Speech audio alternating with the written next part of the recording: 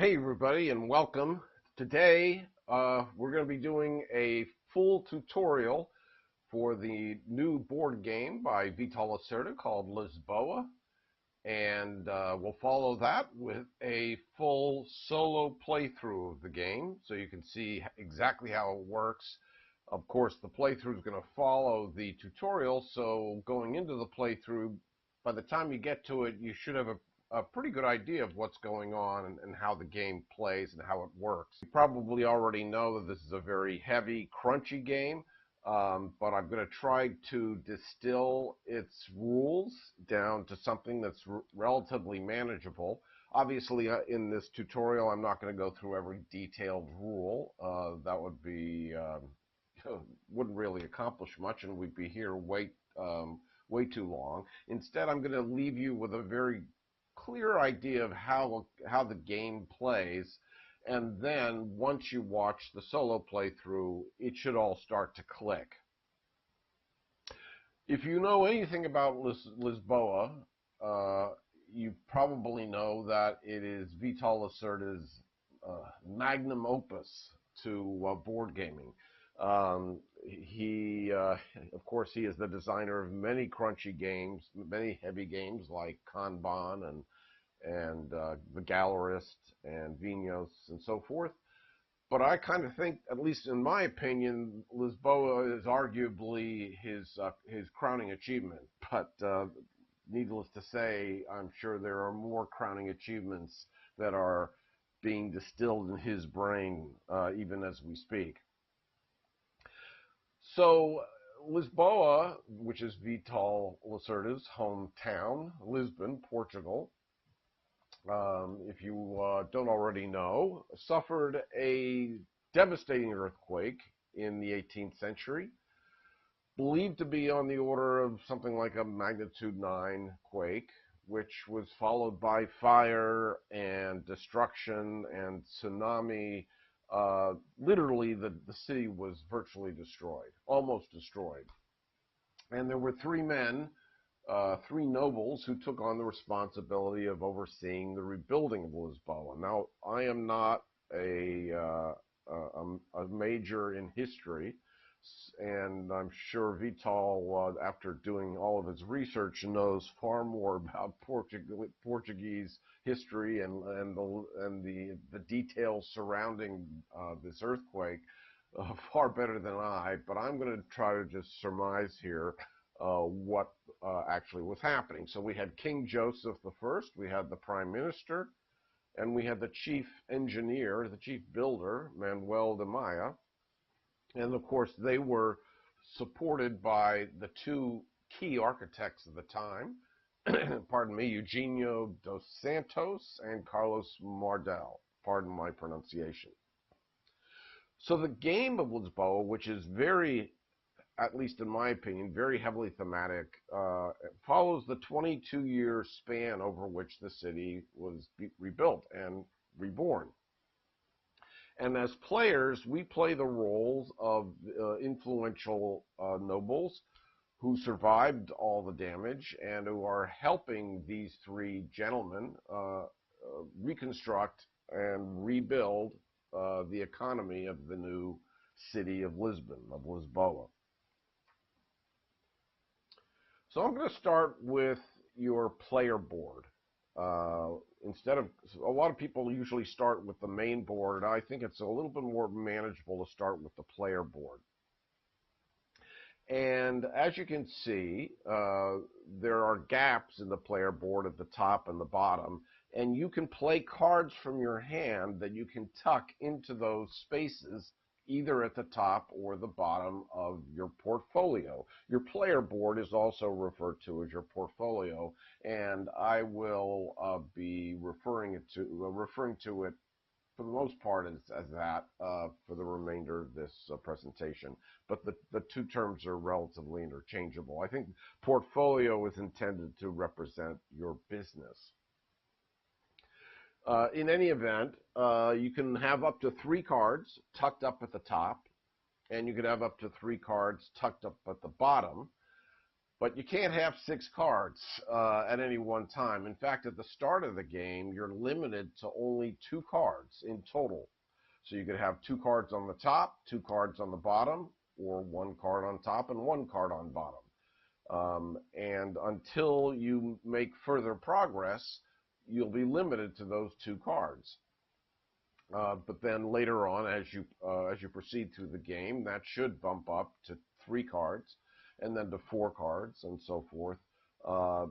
It's possible to get all the way up to 6 cards, but by that time the game will be ending, and you probably won't have much time to take advantage of that. There are 4 resources in the game. There's gold, from top to bottom here, gold, books, textiles or fabric, and tools. So we have gold, books, fabric, and tools. Those are the terms I'm going to use for this presentation. All of your goods are stored on the left-hand side of your player board, and in the same way that you were limited to tucking 2 cards in the slots at the top and bottom of your portfolio, you're also limited to 2 of each good, and you start the game with 1 of each good. That limit that I was referring to applies both to your cards and to your goods. So when you bump up to 3 cards in your portfolio, you're also simultaneously upticking your limit to 3 of each good type. So at the beginning of the game, I can have up to 2 gold, 2 books, 2 fabrics, and 2 tools. And then later, as I uptick, I'll be at 3 gold, a maximum of 3 books, a maximum of 3 fabric, and so forth. If you ever take in more goods than you can hold in your storage, then you just have to discard some goods that you don't want to keep.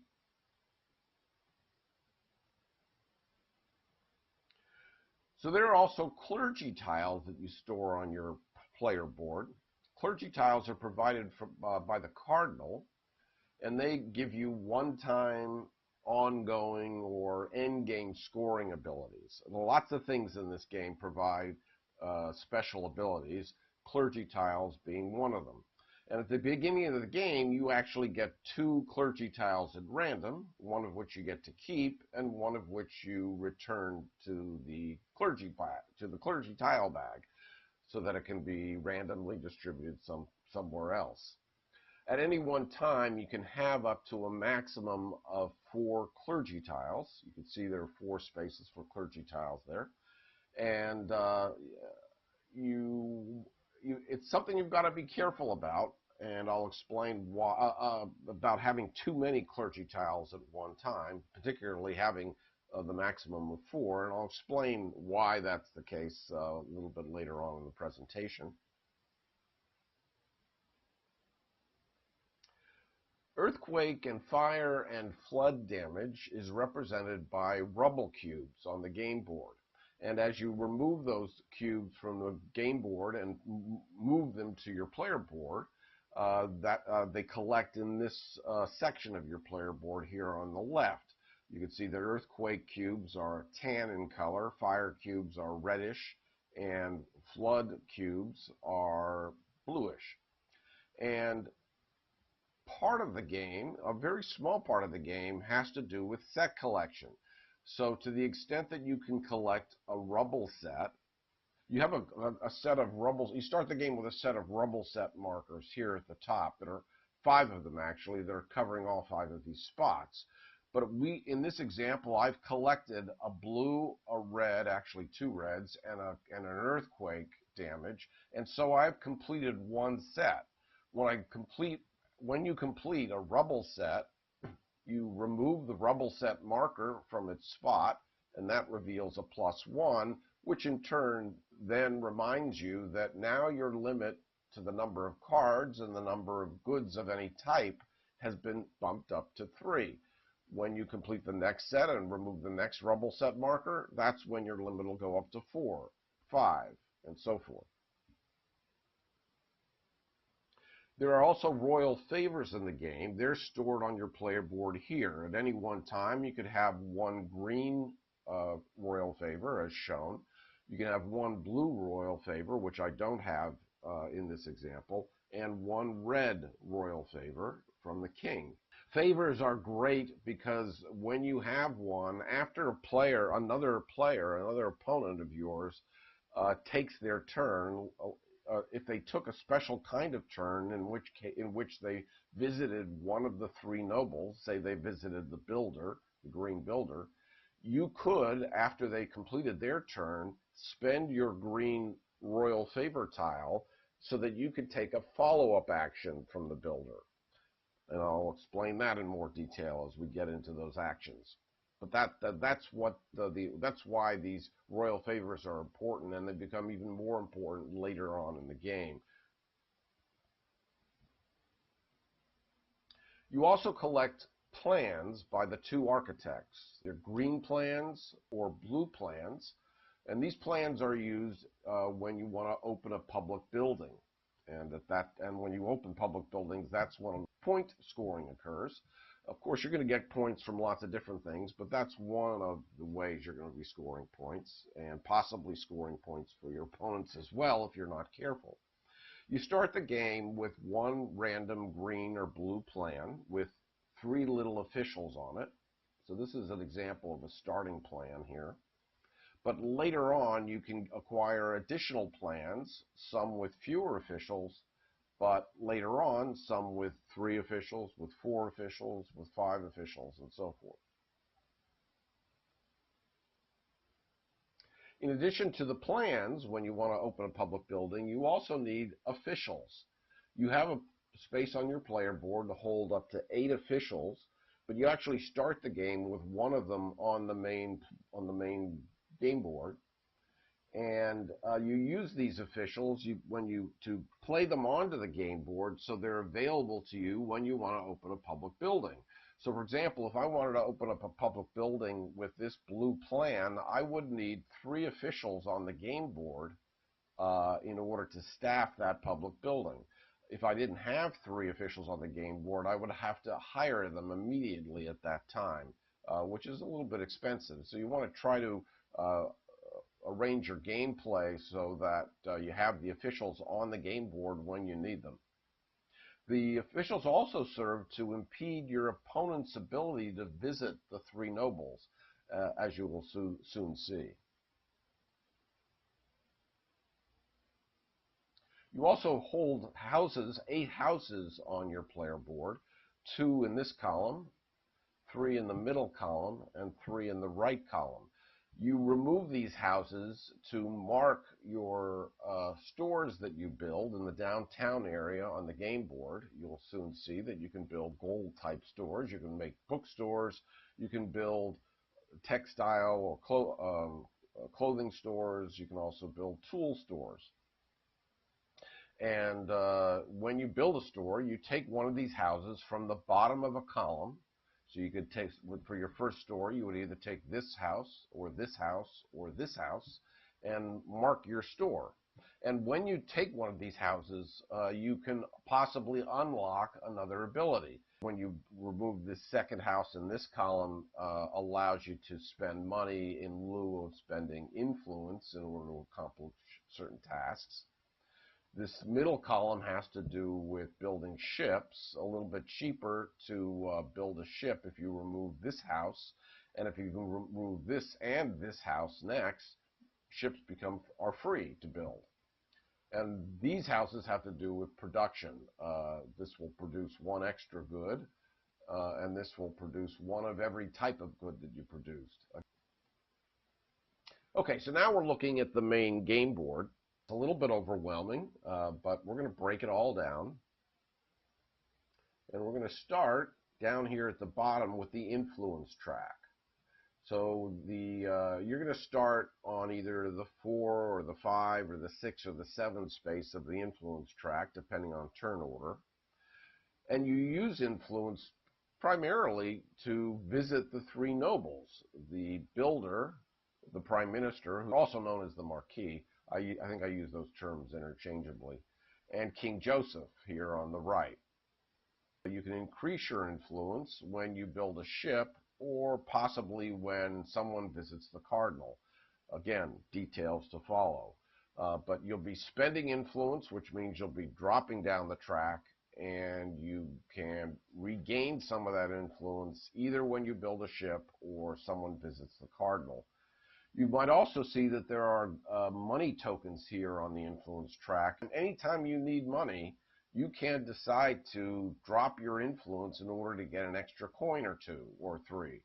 So for example, if my influence was at 5 and I needed a coin, I could drop down to 3. If you ever increase your influence to 10 or above, you immediately score 1 point. So if I was at 9 and I, let's say, gained 3 influence, I would max out at 10 and score a point. If I was at 10 and then, let's say, gained another 2 influence, I would stay at 10, but then score another point, and so forth. Up here is the royal court, here above the 3 pictures of the builder, the marquis, and the king. And one of the things you could do on your turn is to play a card there, which indicates that you are possibly either visiting one of these nobles in order to perform their actions, or you're choosing to sponsor an event in order to receive other special benefits. On the right-hand side is the map of the downtown area. We have a street dedicated to gold, a street dedicated to fabric, a street dedicated to books, and a street dedicated to tools. And you can see that you could possibly build on either side of the street. So for example, I could build a gold store here, or I could build a gold store here, or although I could also build a tool store in this spot. I'm sorry, a fabric store in this spot, because it also faces the fabric side of this street. I have never been to Lisbon, but I understand to this day that the streets are organized in this way. I think it was the king at the time of the earthquake who said, let's use this opportunity to completely reorganize the downtown area and give it some sense of order. And I think this was the result. Right, all the way up to the fact that there's this missing space here, which I guess is something else occupies that in Lisbon. I don't know. I'm sure. Obviously, Lisbon is bigger than a 5x5 grid. But there's also this little narrow street here on the far right-hand side. I think that's representative of Lisbon as well. Again, after playing this game numerous times, one of these days I really would like to go to Lisbon now just to see what this really looks like in person. So these are where, this downtown area is where you're going to build your stores that I referred to earlier. The public buildings that I also referred to earlier are opened on the outskirts of the city, either here to the west, to the north, or to the east. And these buildings, these public buildings, which are paid for by the town, you have to pay to build the store, but these public buildings are paid by the town, and they drive business to your stores, or possibly the stores of your opponents, which will result in point scoring opportunities. Here are the Rubble Cubes. These are distributed along the east side of the downtown area. They're also on the southern side of the downtown area, which you can't see right now because it's covered by this box. And there are also Rubble Cubes randomly distributed, 2 per public building space. We're talking about a total of 83 Rubble Cubes that get distributed on the public building spaces along the sides of the downtown area. There's also a little area over here reserved for an extra rubble pile, which you can draw from if you get a special card that allows you to do so.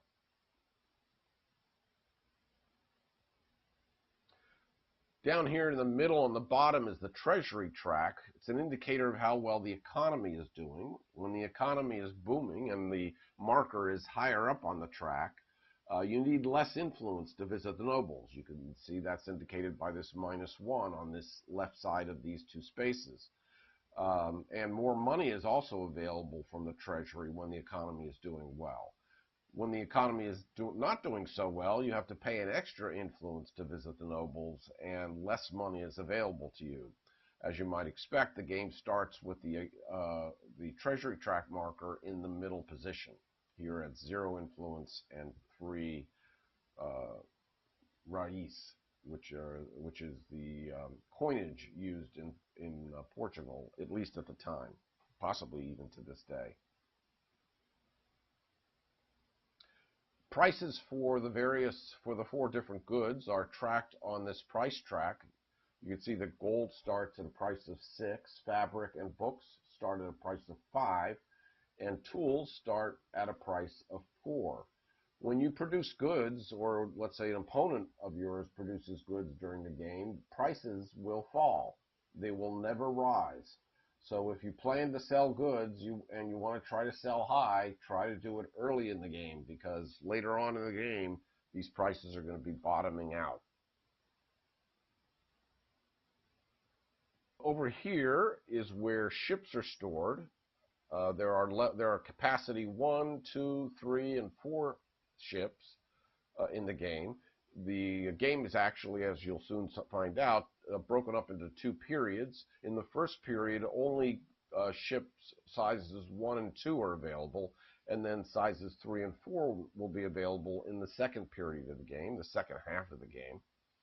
The number of ships you can build is limited to the number of players. In a 2-player game, there is only 1 size 1 ship and 1 size 2 ship available. But in a 3-player game, there will be 2 of each ship. In a 4-player game, there will be 3 of each ship. Public buildings and the plans are stored over here on the right edge of the game board. So there's a place here for the green public building and the blue public building, as well as the current green plan and the current blue plan. I don't actually have any displayed on these spaces right now. In addition, off to the side of the board is a stack of additional public buildings, so that you will always know what the current public buildings are to be placed, as well as the next ones that are coming in as soon as one of these get placed. So you can sort of do some advanced planning along that line. Moving back up to the top, we have the Cardinal Track. The Cardinal starts here at the 3 o'clock position and moves clockwise around the track, advancing to each one of these white-colored spaces. The blue-colored spaces are occupied by Clergy Tiles. So when you choose to move the Cardinal, that's one of the actions in the game, you can advance the Cardinal a certain number of spaces, say 2 spaces. You can move it here and say, okay, I'm going to stop, or you can move it the full 2 spaces from here to here to here. And after moving the Cardinal, you can then take a Clergy Tile that's adjacent to the Cardinal.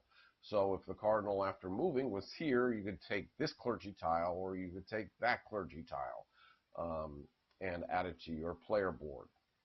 When the Cardinal reaches the 9 o'clock position, the treasury icon here, the treasury will bump up and get a little bit better. And when the Cardinal comes all the way around back to its home position, church scoring will occur. And in church scoring, that's the opportunity that's available to you to discard some of the Clergy Tiles you've collected and in turn score some points as well as gain some influence. You remember earlier I said if you had 4 Clergy Tiles, it might be limiting. If you have 4 Clergy Tiles on your player board, you can't even take the action that allows you to move the Cardinal, because you're not able to take a 5th Clergy Tile. And you can't just decide to discard a Clergy Tile anytime you want. You can only discard Clergy Tiles during church scoring. So either you have to be careful about how many Clergy Tiles you collect on your player board, or if you do max out at 4, you're then dependent on your opponents to move the Cardinal, if they so wish, to re-engage church scoring, giving you the opportunity to finally discard some of those Clergy Tiles for points and maybe collect some additional Clergy Tiles. When you recruit officials, they get placed in these offices of the 3 nobles. This game is started with a player having one of their officials already pre-placed in the Marquee's office. So you'll start your game with one of your state officials here, and each of your opponents will start the game with one of their officials in this area as well. Royal favors for the builder and the marquee and the king are stored here. This is the supply. Any player is limited to one of each type of favor, so the game begins with in a three-player game. We'll begin with 3 builder favors, 3 marquee favors, and 3 king favors.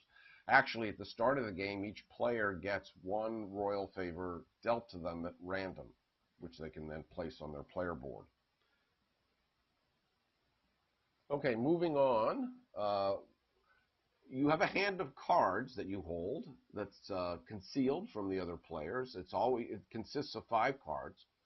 Generally speaking, there are 2 types of cards. There are noble cards and there are treasury cards. So noble cards have a picture of one of the nobles on them, and then there are treasury cards. Generally speaking, I think the rule book refers to these as political cards, but I'm going to just stick with noble cards versus treasury cards. And even more specifically, builder cards, marquee cards, king cards, and treasury cards. So I'm going to actually talk about these as if there are 4 different categories of cards. The cards are also broken up into different ages. At the beginning of the game, your initial hand of cards is dealt from the blue deck. Over time and during the first period, as you need to refill your hand, you'll refill your hand with red cards. When you move into the second period of the game, you'll then introduce purple cards into your hand, possibly taking over your entire hand. And as you replenish your hand going forward, you'll replenish with brown cards. And each one of these ages of cards are better than the age that preceded them. And they all represent a different part of that 22-year time span that followed the earthquake. So one of the things you can do with a builder card is use it to either recruit up to 2 officials by moving them from your portfolio to the game board, or you can acquire a plan so that you can build later on. You can open a public building, or you can build a new store. Obviously, that's what the builder is best at, building stores.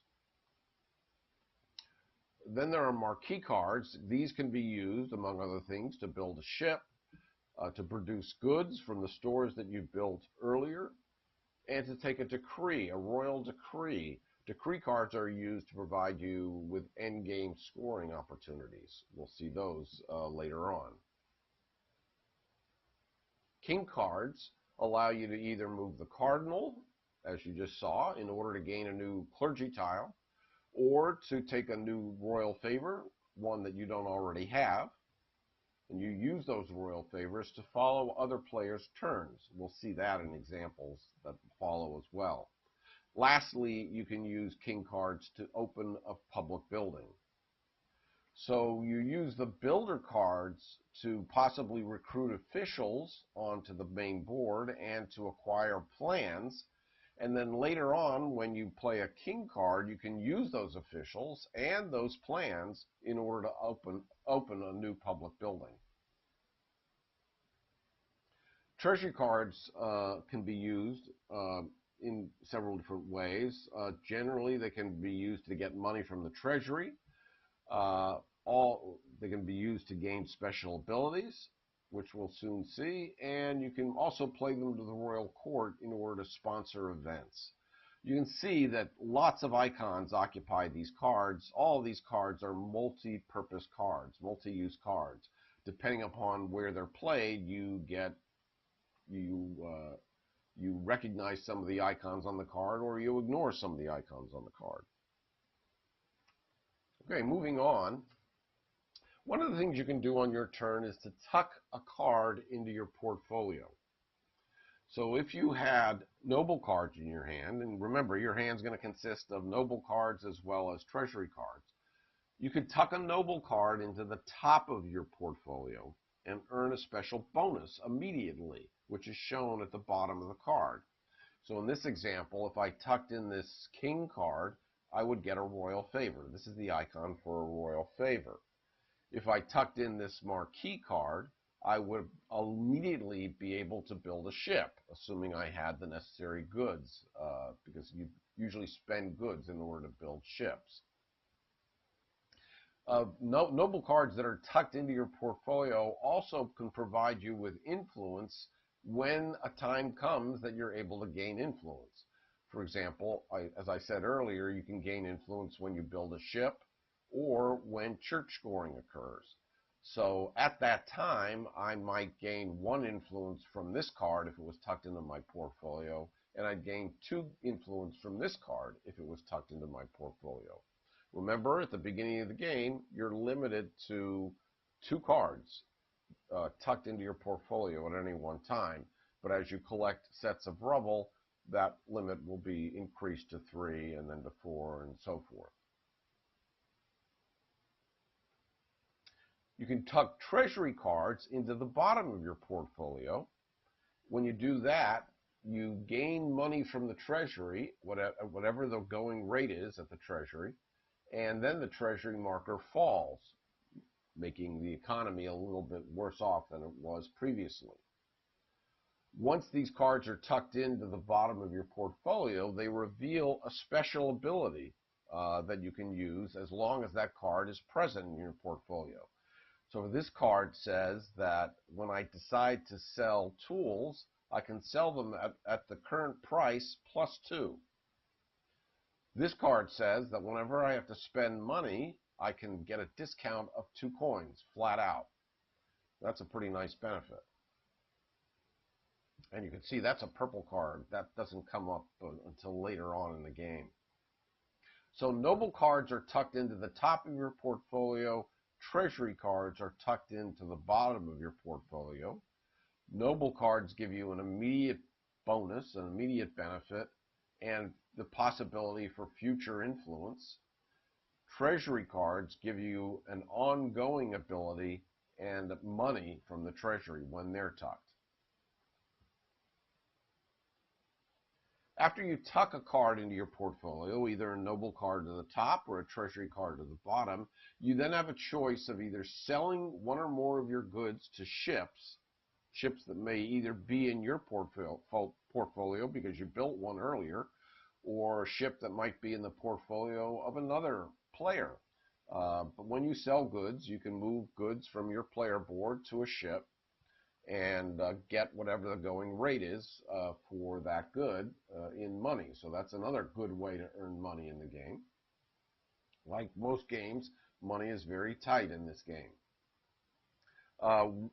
Instead, if you don't want to sell goods to ships, or if there are no ships available at the time and you can't sell goods to ships, then you can use goods to bribe nobles so that you can take one of their minor actions.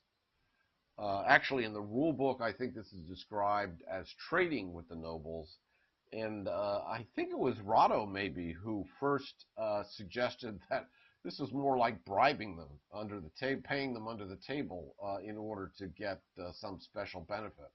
So this is one way to take one of the actions of the nobles by paying them a good to bribe them in order to take one of their 2 minor actions. You could do this up to 2 times, paying a good each time to take a different minor action. When you're tucking a card into your portfolio, you're either selling goods or you're bribing officials with goods.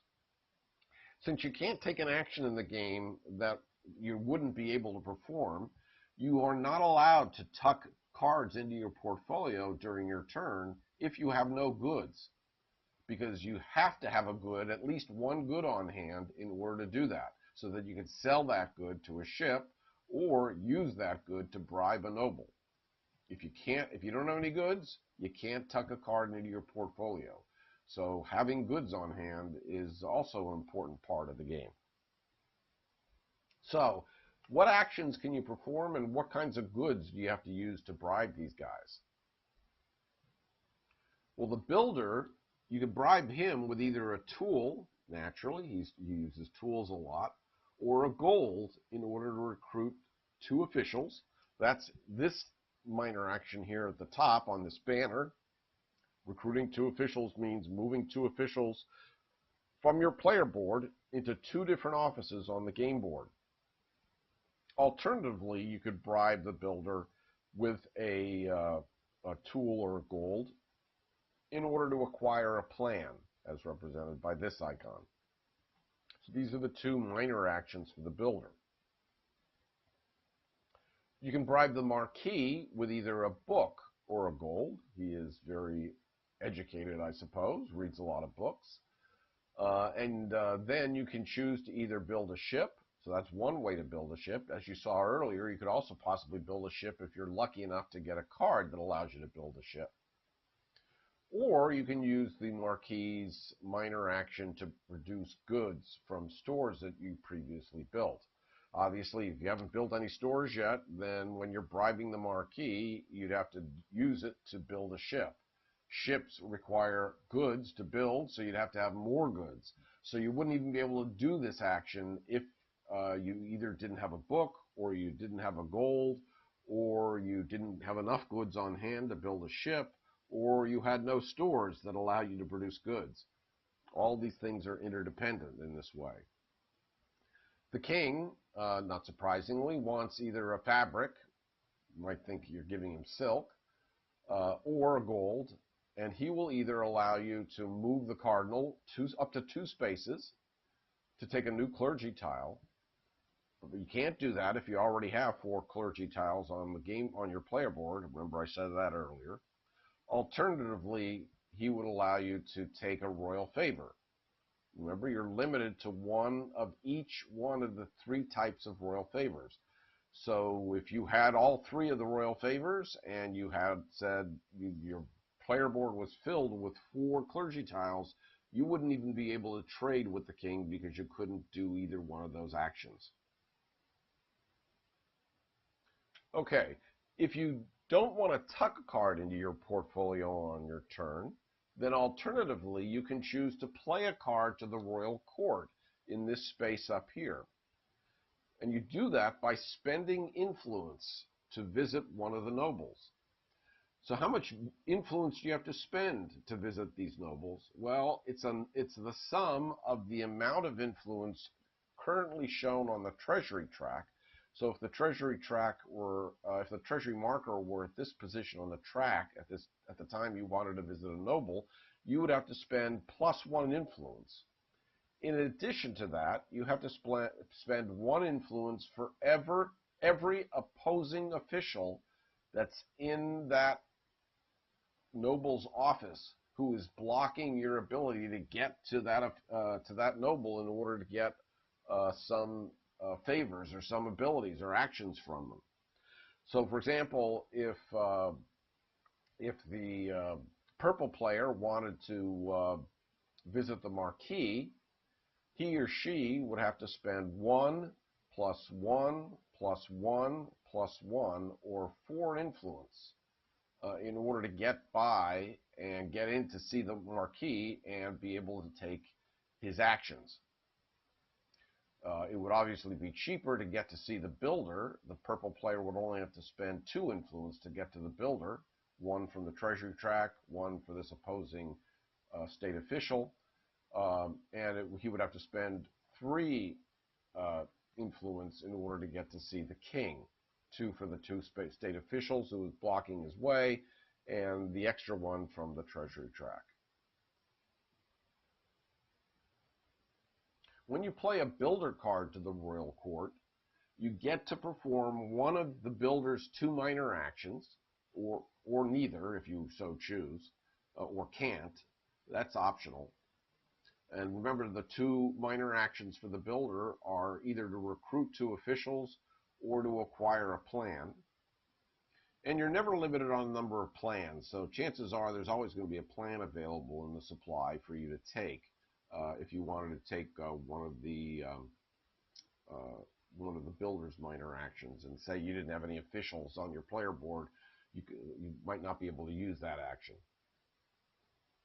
After that, after taking one of the minor actions, you must take the major or the main action. The main action of the builder is to build a store in the downtown area.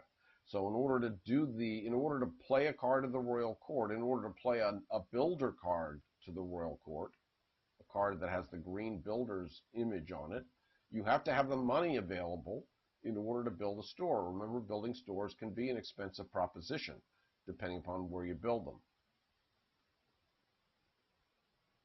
When you play a marquee card to the royal court, you can perform optionally one of his two minor actions, either building a ship or producing goods, and then you must take his main action, which is to take a royal decree. Decrees provide you with endgame scoring opportunities. We'll see examples of those in a future slide. Finally, when you play a king card to the royal court, you can either move the cardinal 1 or 2 spaces and take a clergy tile, as we described earlier, or you can take another royal favor that you don't already have, but then you must open a public building. And remember, that doesn't specifically cost you money because the town pays for the public building, but you do have to staff the public building with officials. And if you don't have the right number of officials, you might have to hire them on the spot. And to hire them, you might have to spend money, or alternatively, you can always spend influence to get some extra money if need be.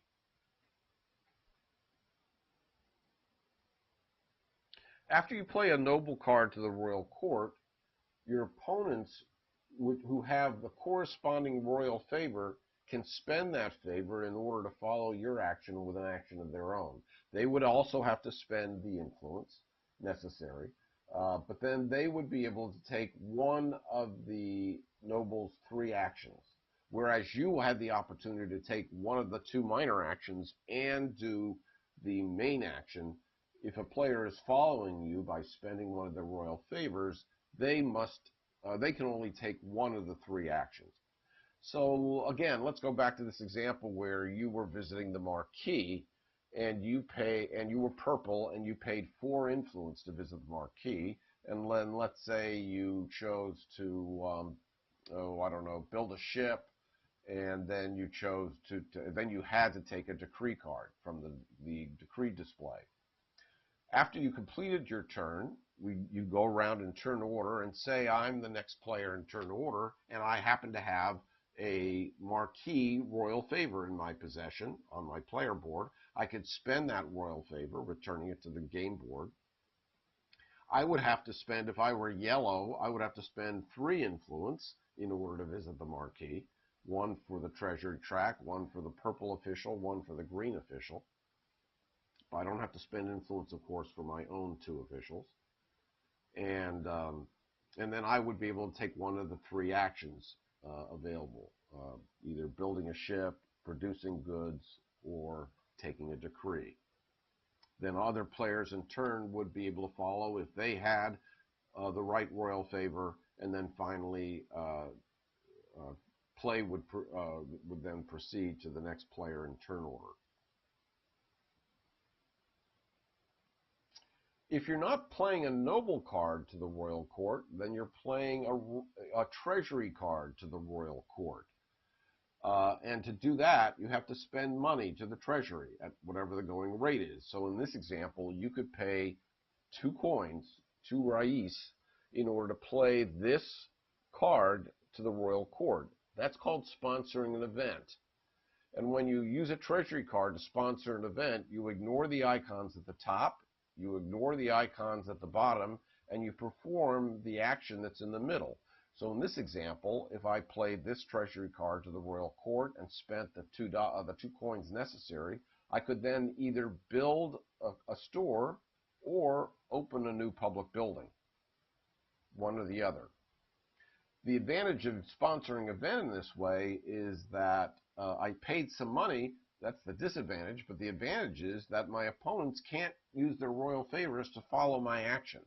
They can only use royal favors to follow my action when I actually visit the royal court by playing a noble to the royal court, not by playing a treasury card to sponsor an event. So let's talk about these 6 different minor actions of the various nobles. The first one being the recruit official action available to you from the builder. When you recruit officials, normally this action allows you to recruit up to 2 officials from your player board. They have to go into different nobles' offices. Now, normally if you have 2 officials available to you, then you'd want to play both of them. But if you only had one left, then that would be the one you'd have to play somewhere to the one of the offices. Remember, if you're recruiting multiple officials, then you have to recruit them into different offices. It's possible to fill an office with officials, in which case you're bumping some of them down to this lower area called the plaza. There are only 5 spaces available for officials in the main office. That limits the amount of influence that a player would have to pay in order to see any one of these nobles, to visit one of the nobles. Since there are 5 spaces there, then I suppose at max they would have to spend 5 influence for opposing officials blocking their way, plus 1 if the treasury was at the bottom of the track. So that's the worst amount of influence you'd have to spend in order to see one of these officials. Remember, you also use officials not only to hinder or impede your opponent's ability to visit these nobles by causing them to spend additional influence, but you also use these officials to staff public buildings, which you might open later on.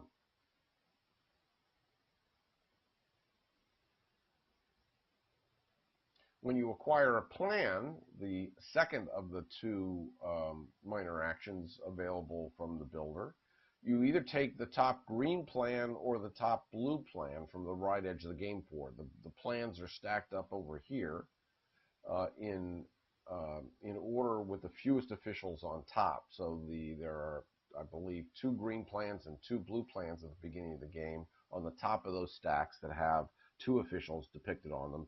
Below those are 2 plans that have 3 officials. Below those, 2 plans that have 4 officials, and so forth. So you have to spend more and more officials as the game proceeds. But the initial plan that you get for free at the start of the game has 3 officials on it. So when you first acquire a plan using this special action, you might be able to snag an official that requires 1 fewer official in order to open a public building. The build a ship action available to you from the marquee would allow you to take the top ship card from the stack, which is over here, assuming there are cards there. Remember, they are limited, so it's possible that you won't be able to build a ship because there won't be any ship cards available to build. And then you have to pay 1 to 4 different goods for a ship, depending upon the size of the ship. So at the beginning of the game, when you buy your first ship, a size 1 ship, you have to pay 1 good. Later on, you could build a size 2 ship, in which case you have to pay 2 different goods. But you also have the ability, if you previously built a size 1 ship, you can upgrade it to a size 2 ship by paying the difference of 1 good. So you can either build a ship outright or upgrade an old ship to a new ship by spending the difference in goods. You may remember that some of those house abilities on the player board make it less expensive to build ships. I think one of those house abilities lets you build a ship for 1 good less. So if you were building a size 2 ship from scratch and had to pay 2 goods, if you had that ability, you'd only have to pay 1 good. If you had the best of the house abilities in the middle on your player board, you wouldn't have to pay any goods. Building ships would be free, as would upgrading ships. Ships, I should note, by the way, have influence depicted on the top of them, as you can see here.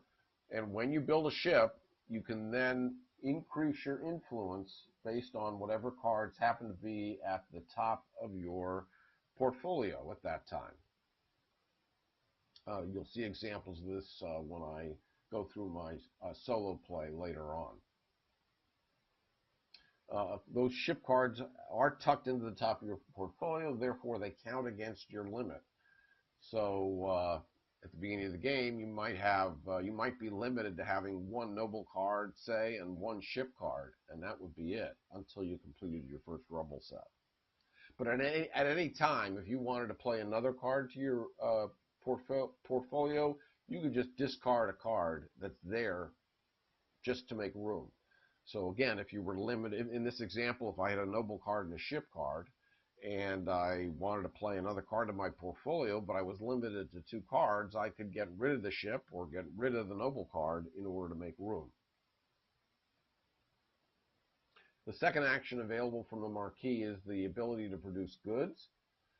When you produce goods, you take 1 good from each of the stores that you built. If you had a gold store in the downtown area that you built, you'd take a gold from that store. If you had a fabric store, or let's say you had 2 fabric stores, you'd get 2 fabric resources from those stores. You are limited, again, as I said, by the capacity of your storage. So at the beginning of the game, you're limited to holding 2 of each type of good, but later on, that'll increase to 3 and 4 and so forth.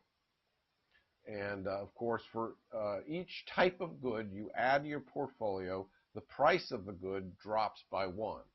So let's say I produced 2 fabrics because I had 2 fabric stores. Then after production, the price of fabric would drop 1 in value. If let's say I had 2 books in my player board and I was able to produce a 3rd book, but I had no room to place it because I was limited to having 2 books. In that case, that book would be discarded and the price of books would not fall. The price only falls if you actually take the good that you produced and add it to your storage. The first of the 2 minor actions available from the king is to move the cardinal. You advance the cardinal clockwise around its track 1 to 2 spaces. Remember, the cardinal moves on the white spaces of the track. And then after you've completely moved the cardinal, you then take one of the 2 adjacent clergy tiles. You can obviously see what they are. They're all face up. They provide special abilities. You choose which one you want, you take it, and of course at the end of your turn, it will be refilled with a new tile. When the cardinal arrives at the 9 o'clock position, as I said earlier, the economy improves and the treasury track increases by 1 space. When the cardinal comes all the way around and hits his original space or passes it at the 3 o'clock position, then church scoring occurs at the end of that turn, and that's a time when you can discard 1 or more of your clergy tiles in exchange for the points that are shown on the tile. And if you discard at least 1 clergy tiles, you gain influence for whatever cards are on the top of your portfolio. Finally, the 6th state action or minor action available, the second one available from the king, is the ability to take a new royal favor, one that you don't already have. So you can't do that if you already have 3 royal favors, because at most you can have 1 builder favor, 1 marquee favor, and 1 king favor. Of course, if you had 1 builder favor and 1 marquee favor and you chose to take that action, you'd have to take a king favor. That's the one you didn't have. Okay, those are all the minor actions. Now let's talk about the main actions. This is the real juicy part of the game here, because this is where building up the downtown area is one of the most important aspects of the game. So making sure you all have enough money to build stores and then to open public buildings that's really the heart of the game if you think about it.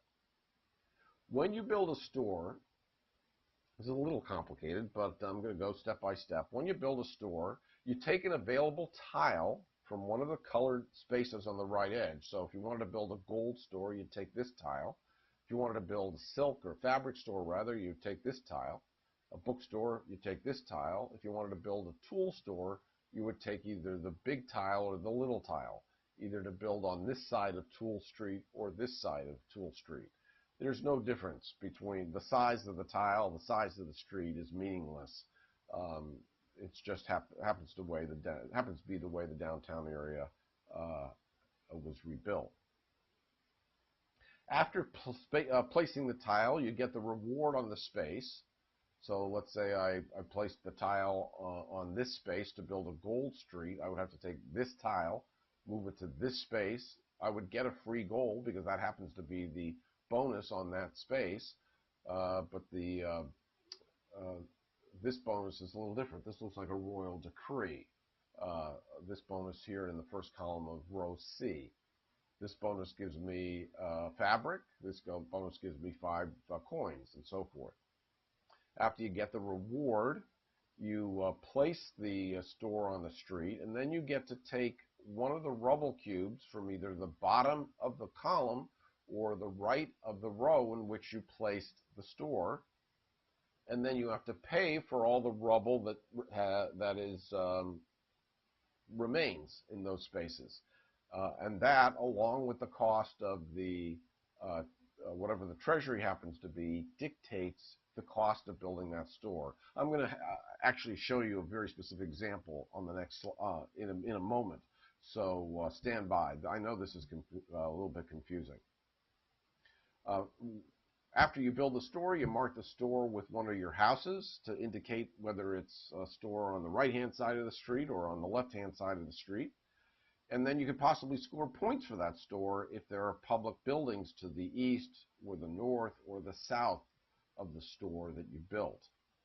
So that's a lot to digest. Let's take a look at a very specific example. Suppose I wanted to build a fabric store in this empty space here. Of course, you can't build a store in a space that's already occupied by another store. But let's say I wanted to build a fabric store. I would take this tile, the fabric tile, move it to this space on the downtown area. And the icon here is the icon for getting a royal favor. So the first thing I would do is I'd gain a royal favor.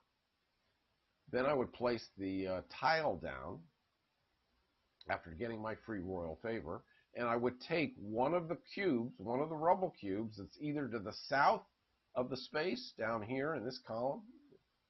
So I would either take one of these flood cubes or one of these earthquake cubes, or I would take one of the cubes over here to the right of the space in the row.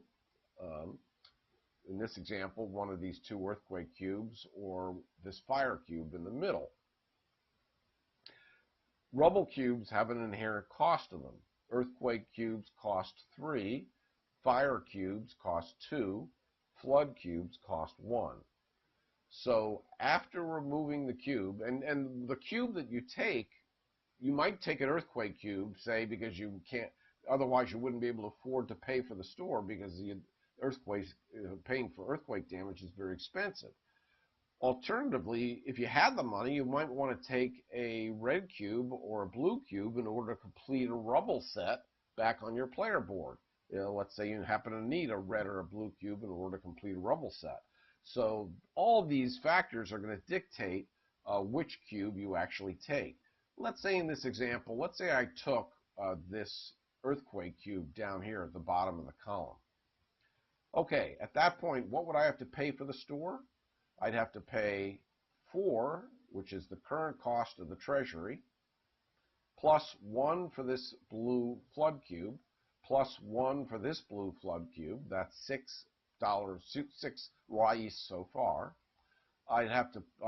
Remember I took this earthquake cube, so it's no longer there. I've reduced the cost. But I now have to pay for this earthquake cube and this earthquake cube. That's another 6 coins. So now I'm up to, what am I up to here? 4, 5, 6, 7, 8, 4, 5, 6. 2 for the fire is 8, plus 6 for the earthquake cubes is $14, 14 rais in order to build this store. Again, I could reduce my influence to pay for some of that if I didn't have 14 coins immediately on hand. And then after paying to build the store, I would then possibly score, or maybe my opponents, at this time, because I'm building the store, I could possibly score if the right public buildings were either to the left, to the right, or to the north of where I built my store. In this example, the store that I built is in the 5-point column. These scoring tiles are dealt out randomly at the start of the game. This column happens to be the richest column as far as points are concerned. And remember, I built a fabric store here, which is pink. And because pink appears on this public building over here, I would score 5 points because this public building was driving traffic to my fabric store. I would score another 5 points because this public building up here is also driving traffic to my fabric store. I would not score points for this public building over here because it only scores points for gold buildings and book buildings, gold stores and bookstores, not for fabric stores. So at most you can score 3 times this value if the right public buildings surrounded that particular store where you happen to be building.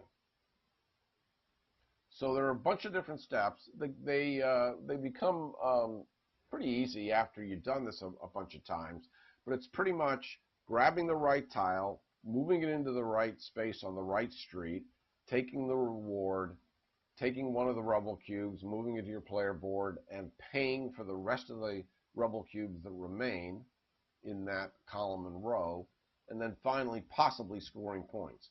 If you don't score points for the store when you build the store, you might be able to score those same points when the public building gets open later. So you're not going to lose out if the public building hadn't been built yet. Either way, you're going to score points for a store when you build the store or possibly when you open the public building. Again, if and only if the colors match. When you take a decree using the main action of the marquee, you take a decree card from the display of 8 cards that are always face up alongside the game board. If you happen to previously complete a rubble set, remember on your player board you have a set of rubble set markers. When you complete a rubble set, you remove one of those rubble set markers and you actually move it to the marquees space on the game board. When you're taking a decree, you can spend one of those cubes, one of those markers, if you happen to have it on the marquee space at that time, to take a second decree card, to take an additional decree card. Now, if you happen to have multiple rubble set markers on the marquee space, you're only limited to spending one per turn. So at most, you could get 1 extra free decree. So what do these decrees do for you? Well, they're all endgame scoring, and they're all permutations and combinations of different resources, different stores, different public buildings, different plans, and so forth. So as an example, without going into too much detail, this scores you 2 points. These are wigs, by the way. I didn't mention that because I didn't think it was critically important, but the points in the game are referred to as wigs, because in the 18th century in Portugal, wigs were all the fad. And a good wig, a nice wig, was a sign that you were well off. A ratty wig was a sign, I guess, that you weren't so well off. In any event, if you happen to have this decree card at the end of the game, you would score 2 points, or 2 wigs, for every store that you built on A Street. I guess since these are the streets, I'm going to call A the avenue. So A Avenue, let's say. You could have a maximum of 4 of your own stores on A Avenue, so you could possibly score as many as 8 points from this card. This card says that you score 1 point for every decree card you own, including this one at the end of the game. So if I had this card plus 6 other decree cards, I would score 7 points for this decree card at the end of the game. Anytime you see this symbol on a card, it means having the most or tied for the most of that, whatever's depicted on the card. In this case, at the end of the game, if you had an amount of tool resources on your player board equal to or more than any other player, you would score 5 points. If you had the majority of stores on the main game board, or tied for the majority of stores on the game board, you would score 5 points. If you had the most stores on D Street or D Avenue, whatever the case may be, either tied or having the most, you would score 5 points from this decree. So each one of these, and there's a player aid that's handed out that in detail tells you what each one of these decree cards does. So if you don't like interpreting iconography, you can just read the English in the player aid and find out really quickly what the decree card does for you. Lastly, when you open a public building using the main action of the king, you use one of your plans. You couple one of your plans, either a green plan or a blue plan, and place the public building from over here on the player board that matches the color of the plan you're using onto an empty space along the outskirts of the downtown area. So you could place it here, you could place it over here, or you could place it over here. If you're going to place a public building up here, the color of the street that you're placing it on has to match one of the colors on the building. So for example, this building could be placed in any space here, in any space here, or in this space or this space, because fabric and the brown book colors are present on this on this public building. You couldn't place this building in this space or this space, because neither gold nor the tool color is shown on this public building. Some public buildings show 2 colors. Down here you can see some public buildings show only 1 color. When you place a public building, you get the reward that's depicted on the space, just like when you build a store. You get both rubble cubes that are on the space, so that's another great way to get more rubble cubes. You get 1 rubble cube, remember, when you build a store, but you get 2 rubble cubes when you open a public building. You then have to staff the public building by returning a number of officials on your plan from the game board back to your player board. And then you'd finally score for any stores that are in the row or column of the public building that you placed. And you might be scoring for stores that you own or stores that your opponents own. So you have to be careful about what public buildings you build and where you build them. So let's look at an example. Let's say I wanted to use this green plan, which requires 3 officials to open this green public building. And say I wanted to open it up in this space. Well, first I would get 5 coins as my reward. That's the reward that's shown on the space. I would then take the red and the red fire and tan earthquake cubes from the space, move them onto my player board, possibly completing a rubble set.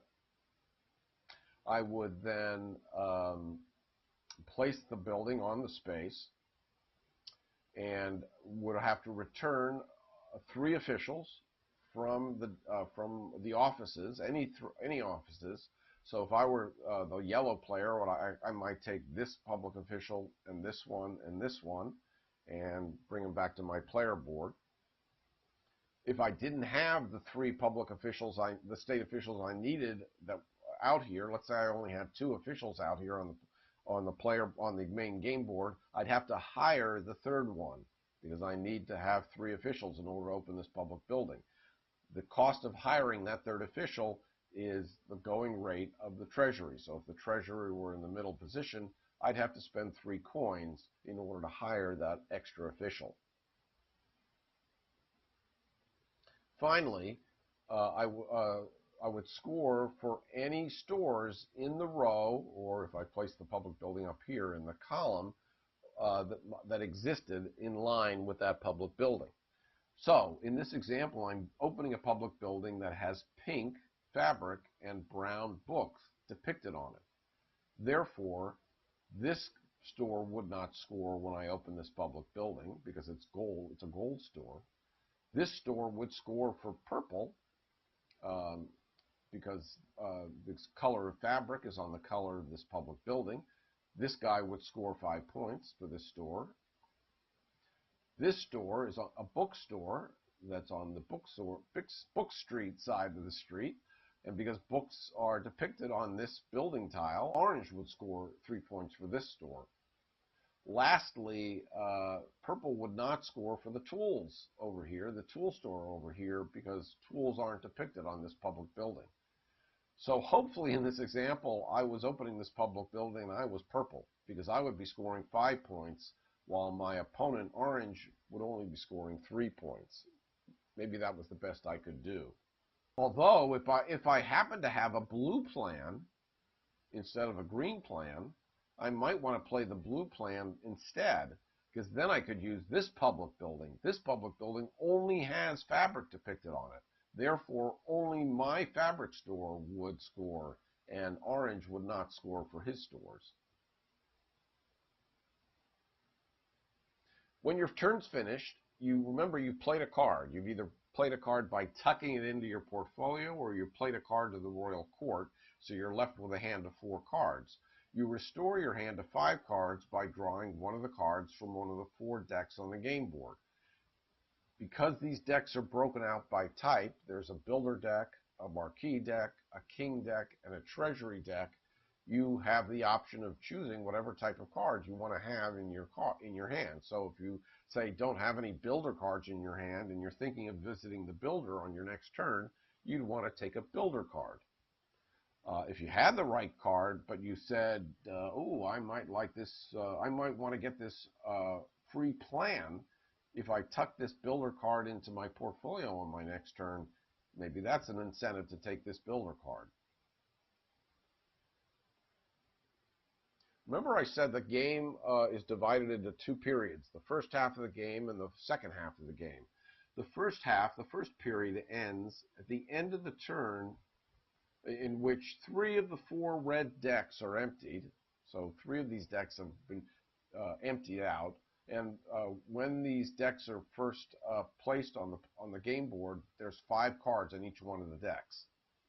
So that gives you a sense as to how long it will take for these decks to get emptied. It's more likely that the first half will end because a player will have completed 2 rubble sets. So you have control over how soon the first half of the game ends by, let's say, hesitating or not hesitating to complete your second rubble set, or by taking a card that empties the 3rd deck, or not taking a card that empties the 3rd deck. So there's a little bit of control over how soon the first period ends. When the first period ends, each player has the opportunity to discard some or all of their cards in their hand. Remember, at this point in time, at the end of the first half, they're going to probably have mostly red cards, but they may still have some old blue cards remaining. Blue cards were what they received at the beginning of the game. When they discard these cards, for one of each type of noble card that they discard, they can gain the reward shown at the bottom of the card. So if I was, say, discarding 2 builder cards, one of which showed acquire a plan, and the other of which showed build a ship, I could choose to either build a ship or acquire a plan using those builder cards that I discarded. After you're finished discarding, either discarding all your cards or some of your cards or maybe none of your cards, you refill your hand back up to 5 cards by drawing cards from the 3rd purple deck, the 3rd age. One of the incentives to discarding more cards is that you would get to refill your hand with better cards. So therefore you might want to just dump all your cards to get better cards. However, one of the disincentives is that drawing cards from the purple deck means you're drawing them at random, so you don't know what you're going to get. You may get some builder cards, some marquee cards. You may not get a king card, and maybe you wanted a king card to play on your next turn. So you might hold on to that red king card in your hand and not discard it because you wanted to guarantee that you could play a king card on your next turn. After everybody discards and refills their hand, any remaining red cards on the game board are removed, and the 20 brown cards in the game are placed. 5 brown builder cards, 5 blue marquee cards, 5 red king cards, and 5 treasury cards. Those are the best cards, obviously, the later age. Finally, the end of the game is triggered when 3 of the 4 brown decks is emptied, or one player has completed 4 rubble sets on their player board. You finish the first round, then you play one final round. You know who was the starting player, so that's how you know what round when a round ends. And then you proceed to endgame scoring. And during endgame scoring, I'm going to go into all the details of endgame scoring, but suffice it to say that you're going to score for the ships in your portfolio. You're going to be scoring for completed rubble sets. You also score for completed rubble sets at the end of the first half, if I didn't already mention that.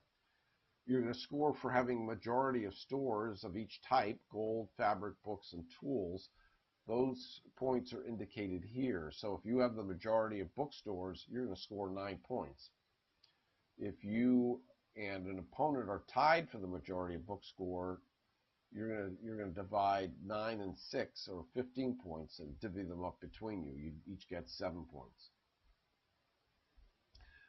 You score points for any influence you have, for any money you have on hand. It's pretty cheap. I think it's a point per $5.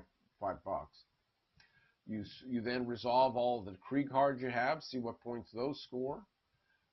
You score for having majority of state officials that were used to staff public buildings. So you would go through all of your completed plans on your player board, count up the number of officials depicted on those plans, and whoever had the most would score, I believe, 15 points. And whoever had the second most would score 10 points. And whoever had the third most would score 5 points. Those points would be different in a 2-player game. Wow, okay. I don't know how long that took, but I'm sure it took a while. So hopefully that gives you a really good idea of how the game of Lisboa is played, or at least it gives you a sense of how the game of Lisboa is played. Now we're going to play the solo playthrough that I promised, and using the official solo rules of the game, in which case you're playing against a dummy player, an AI player named Lacerda. Well, actually, Lacerda is no dummy. Lacerda is actually a genius in my book. So we'll call him the AI player, and he follows a predictable pattern of performing specific actions. You'll see how that works. But you should be able to see, after I play this solo tutorial, exactly how all these rules that I just described are truly put into action. So let's move on to the solo game now. You're immediately going to notice that I'm going to be doing this on my computer instead of using my components. This is such a sprawling game that it's going to be far easier to do it this way. And if you've watched any of my videos previous to this, you know that I like to do this for some of my favorite games. I like programming them on a computer so I can more easily play them, especially when I'm playing solo, obviously. On the computer, a lot easier to set up, a lot easier to get a game in, and so forth. Of course, it goes without saying that I write these programs for my personal use. They are not available to you, the public, for obvious reasons, copyright among them. I don't think Eagle Gryphon Games or Vital Lacerda would be happy if I just started distributing this, although I will say that one publisher, Chip Theory Games, saw the video and the programming I did for their game Too Many Bones, and they did hire me to provide it free of charge to everybody on Board Game Geek. So if you really want to try playing one of my programs, go to Too Many Bones, go to the file form, and you'll find a file in there that tells you how to go about downloading the program, how to install it, the whole shebang. There's even a guild dedicated to it, a guild 3023. And if you don't know much about Too Many Bones, by all means, you should try it out. It's a fantastic game, probably my favorite. Although this is climbing up the charts pretty quickly. Okay, so anyway, I've set this up for a solo game, and my name is Larry, so I'm set up there as player one. Lacerda is the AI player, as defined by the solo rules, so his name will change automatically instead of being player two. And let's get underway, and I'll sort of give you the lay of the land. Okay, now let me start by saying that this is not as pleasing to look at as I would like it to be. If you, for example, if you check out these cards, the background to the cards is almost like a counterfeit bill sort of pattern that does not scan very well. And even when I attempt to take out the moire pattern, so that's why some of these cards just don't look as nice as they would have. And of course, some of the scanning didn't turn out as nice as I would have liked. But everything's still legible and readable, and you'll still understand and be able to follow exactly what's going on. The player board is still, for the most part, the player board. The main board is still, for the most part, the main board. So no real surprises. I think you will be able to take what you just heard in my tutorial and now easily apply it to what I'm doing as I play this solo game.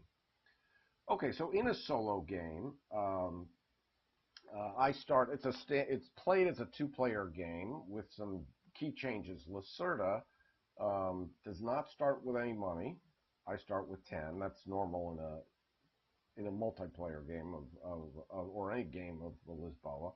So Lacerda doesn't play with money, nor does he start with any goods. And players always start with 10 raiz, the currency, plural for real. I don't know if I'm pronouncing it right. And then one of each good. Everybody gets a random favor, so as it turns out, both Lacerda and I got the same royal favor, the one for the king, which is why the king's royal favor supply is empty. I will also indicate any ships that players build down here. Otherwise, the board is still the board, and I am using the reward tiles that came with the deluxe version. So the reward tiles simply lay over the imprinted tiles on the game board so as to mix up what the rewards are instead of playing with the same rewards in the same spaces all the time.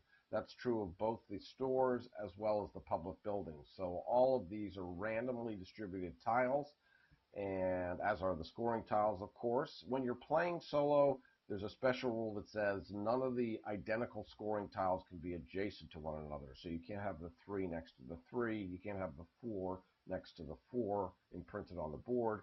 The program takes care of all that automatically, and we've got some, our public buildings are here, our plans are here, and what's coming up as far as the public buildings are concerned are over here. These would be normally off the board. I just decided to stick them down there, ease of use. We'll track everybody's score in these black boxes instead of using the track along the side. And otherwise, everything is as you might expect. So the first thing that I have to do here, as you can see by the message, is discard one of the 2 clergy tiles that I started with. So what did I get here? I got take 2 royal favors that you don't already have. Well, that's great, because that would stock me full of royal favors right from the get-go. This one says whenever you sell goods, each gold is worth an extra 2 coins.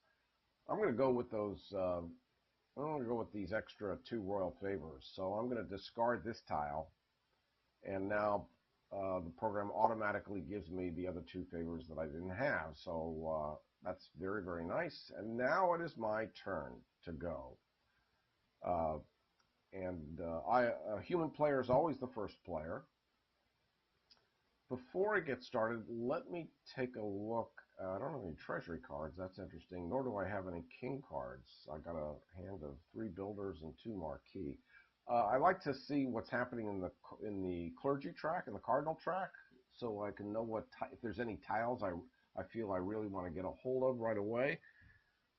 We got a discount of 1 influence whenever you visit a noble. Okay. Get a discount of 2 influence to visit or follow a visit to the royal builder. So that's a slightly different version of this tile. At the end of the game, each of your completed plans is worth an extra state official. Now that's nice. Not sure it's worth going out of my way for, but because you can score 15 points for having a state official majority on completed plans at the end of the game, that might be worth 15 points to me right there. Because I think I can keep up with the AI as far as plans are concerned. All right, so what do we have here? Oh, now as far as Lacerda is concerned, we can predict what he's going to do. He has a token here that will move prior to his next turn. So this is going to move to the right, and he is going to visit the king. He will perform the lower of the two state actions based on the appearance of this token, which is also randomly assigned. This token, the AI helper, as it's called, basically moves up from deck to deck to deck. So when it's on the bottom two decks, when Lacerda has to choose between two state actions, for example, it takes the bottom action. If this token is on the bottom two decks, it takes the top action if the token's on the top two decks. So I know for a fact that on Lacerda's next turn, he is going to visit the king. He is going to take a royal favor. He will take the builder royal favor because that's the one he doesn't have based on here. So he's just going to take the first one he can get. And then he's going to open a public building wherever he can earn the most money. But since he doesn't have any stores on the downtown area yet, he won't be able to earn any money, which means he's going to basically be placing whatever public building he chooses right here. And he's probably going to choose the blue public building because because this token is on the lower two decks. So he chooses the blue public building when he has to make that choice. Okay, so we know what he's going to do, and we know that I'm going to be able to follow him. The question is, he can't follow me if I play to the builder right now. So the question is, do I want to build a store? Well, if I build a store now, he will play a public building in such a way that I don't score from it. That's basically his strategy. He wants to place a public building such that he gets the best result for himself. And me getting points is not a good result for him. So I don't want to put a store out before he puts out a public building. I'd rather build a building once I see what store he's put out. For example, I may want to build a store after I see that he's put up this public building in this particular space. So for now, I think I'm just going to tuck a card into my portfolio and maybe bribe a noble. I can't sell the ships because there are no ships out yet. Which card do I want to tuck? Well, what's going to give me the nicest reward? This will allow me to take another plan. This will give me 3 influence, so I'm at 4 now. It'll bump me up to 7. That's pretty nice. It doesn't give me any influence on top, but the 3 influence on the bottom more than outweighs that. I think that's probably going to be my best bet. This just gives me 1 official.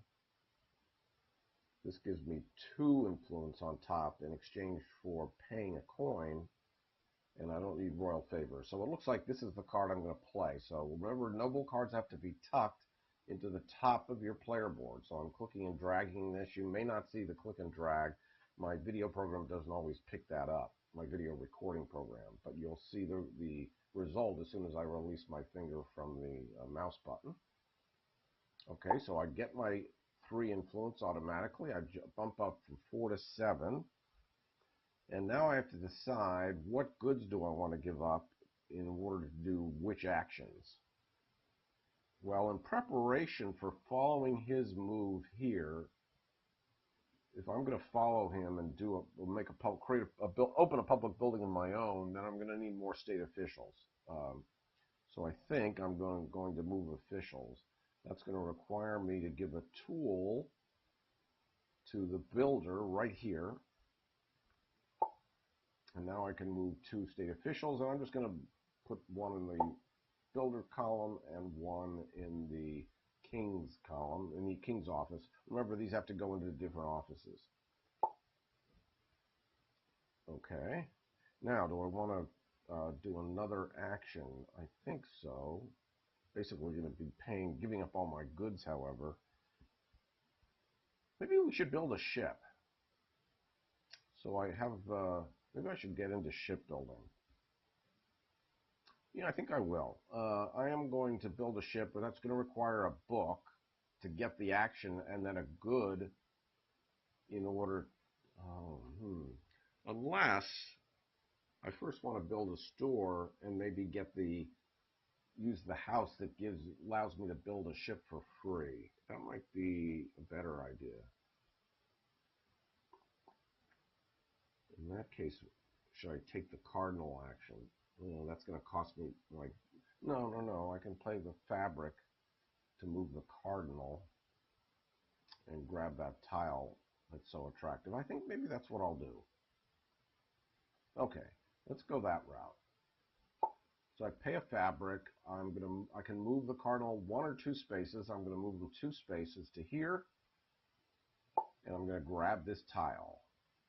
At the end of the game, each of my completed plans is worth an extra state official.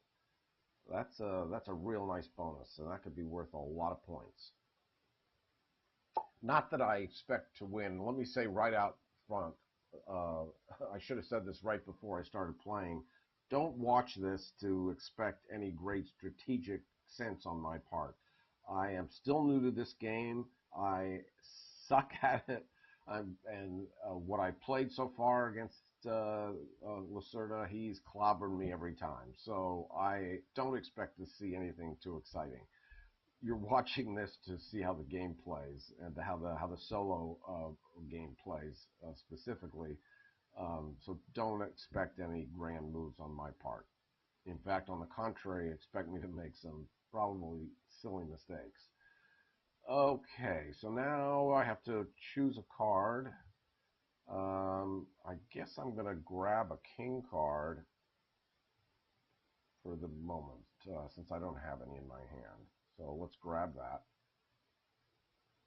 Now it's Lacerda's turn. So remember, I fully expect him to, based on what I see here, based on the appearance of this token, this token is going to move here. He is going to take a builder favor, and he is going to open a public building in this spot, probably this building, gold and fabric public building by the blue architect. Let's see if I predict that correctly. It should work that way. He pays 2 influence. Remember, 1 from the treasury. No, I'm sorry, 2 because there are 2. 0 from the treasury, but 2 because there are 2 opposing officials in the office. And he took his move already, so that's in fact what he did.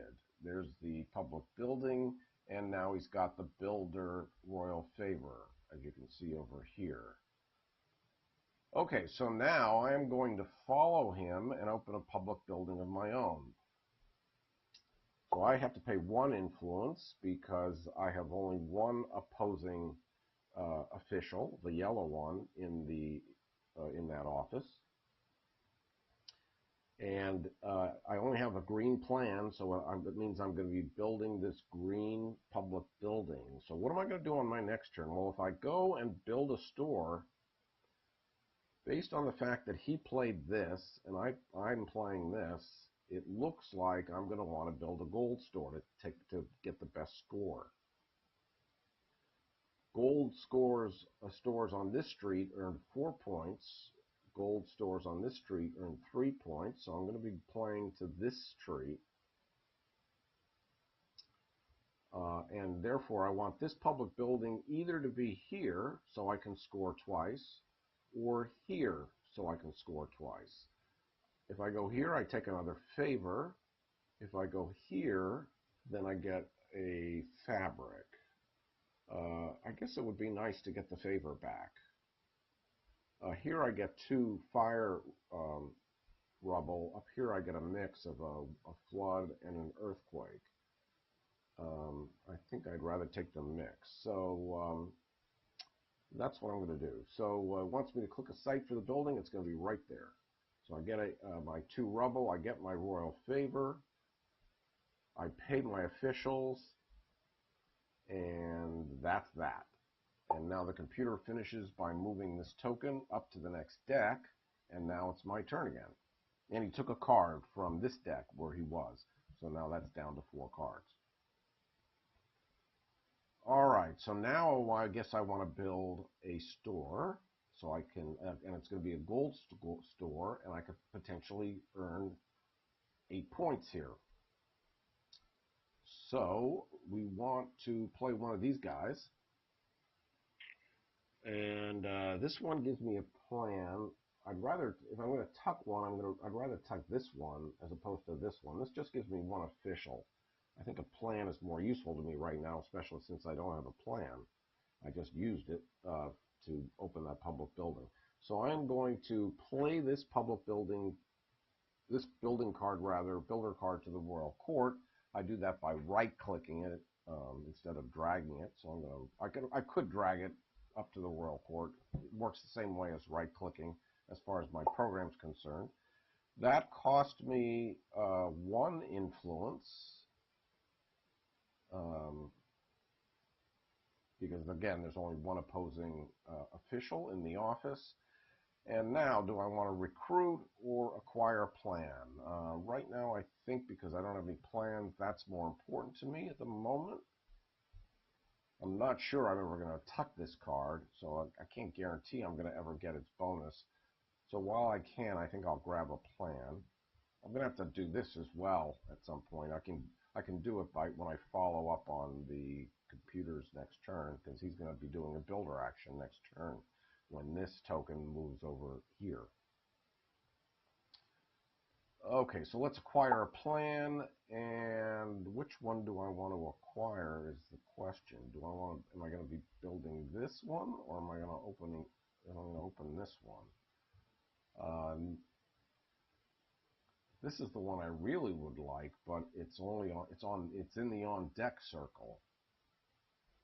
But for the moment, I think I'll grab the blue plan. So if I don't use it for this building, I can still use it for that building. So I'm going to grab a blue plan, this time with only 2 officials on it.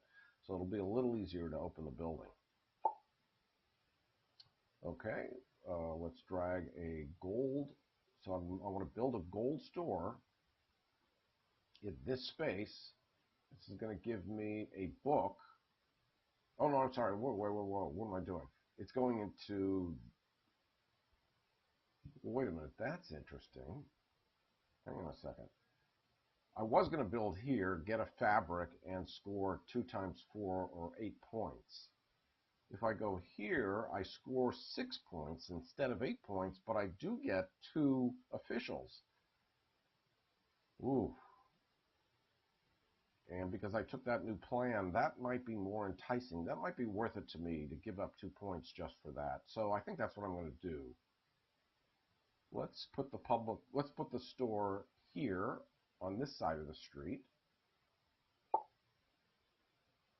And now it wants me to place my public officials. I'll put one where I know Lacerda is going next, and I'll put one where I know Lacerda is going after that. Okay, my store gets built, and I should get 6 points from that. Which rubble am I taking? Okay, I guess I'll grab, well, what did I just get again from that public building? I got a blue and an earthquake. So if I can complete my first rubble set right away if I take a fire rubble. I'm going to be paying more for the store, but not too much more. I think I'm going to grab the fire rubble. So what am I paying for this store? If I take a fire rubble, I'm paying 3, 4, 5, 6, 7, 8, plus 3, 11 coins. So I'll be paying all my money virtually and maybe 1 influence. Or some combination thereof. Okay, I'm going to take a fire rubble and complete a rubble set. That moves the rubble set marker into the Marquee's office, as you just saw. That's where they reside until I use them to take an extra decree. Okay, so I have to spend $11 as I calculated. And how much money do I want to convert influence into? I'm at 5 influence now. I'll drop to 3 for 1 coin. I might as well. I don't want my influence to get too low. So I'll just get $1 from influence. Sorry, it's easier for me to say dollar or buck than it is to say real or reis. I'm not even sure if I'm pronouncing that correctly anyway. So my apologies to my Portuguese friends. Okay, so I'm broke, and because I wanted to get into shipbuilding, I think I'm going to go, I usually go with this option, so after taking these 2 houses, I have the option to spend money instead of influence. But for the moment, I think I'm going to go with this house. And this is all I think I'm going to need. Because if I can build a size 1 building, I'll pay nothing for it. Then when I upgrade that to size 2, I'll pay nothing for that. And if I decide to upgrade that later in the game to size 3, I'll pay nothing for that. Because all those upgrades only cost 1 good. So 1 fewer good means it's all free. So that's the house I'm going to take. And there goes 3 points. There goes another 3 points. So I'm up to 11. Okay. And as expected, Lacerda is going to follow my action with his own royal favor. So what is he going to do? He always takes the main action when he follows. So he's going to build a store in the location that will earn him the most points. And that's probably going to be here. If he builds a... Well, wait a minute. No, it's probably here. He'll take the spot I gave up, and he'll get 8 points for building here. So that's what I expect him to do. Let's let him do it. He pays 2 influence. He's down to 1. He's pretty close to bottoming out. That's where he built the store. He gets 8 points for that, so he jumped from 5 to 13. And he was following my turn, so how do I want to refill my hand? So this, if I tuck this would allow me to discount the cost of earthquake rubble, which could add up over the course of the game. I don't need more favors at the moment. I think I'm just because I don't have a treasury card, I'm going to grab the treasury card. Okay, so at least now I have one of each. Okay, so it's his turn. He's moving this token over to here. He's therefore, and this token is on the bottom 2 decks, so he's going to take a plan, which is I'm kind of sorry for, because it just means more competition for that official endgame scoring. He started with 2 plans, so he's already ahead of me, I think, on plans. Yeah, he's got a blue and a green plan, so we're equal right at the moment, but he's about to outpace me when he grabs a plan. And then he's going to build a store wherever he can again score the most points, and that will probably be right here, fabric store that will score 5 points because it matches the color fabric on this public building. Or he might build a fabric store here for the same difference. That'll give him 5 points as well. I can't remember what his logic is. Does he buy the store in the lowest position? I don't remember exactly. Hopefully it's coded correctly. But let's let him take his move. I will follow him, I think. Maybe just to acquire a plan. Okay, so he acquired the plan and he's building the store in row C for 5 points.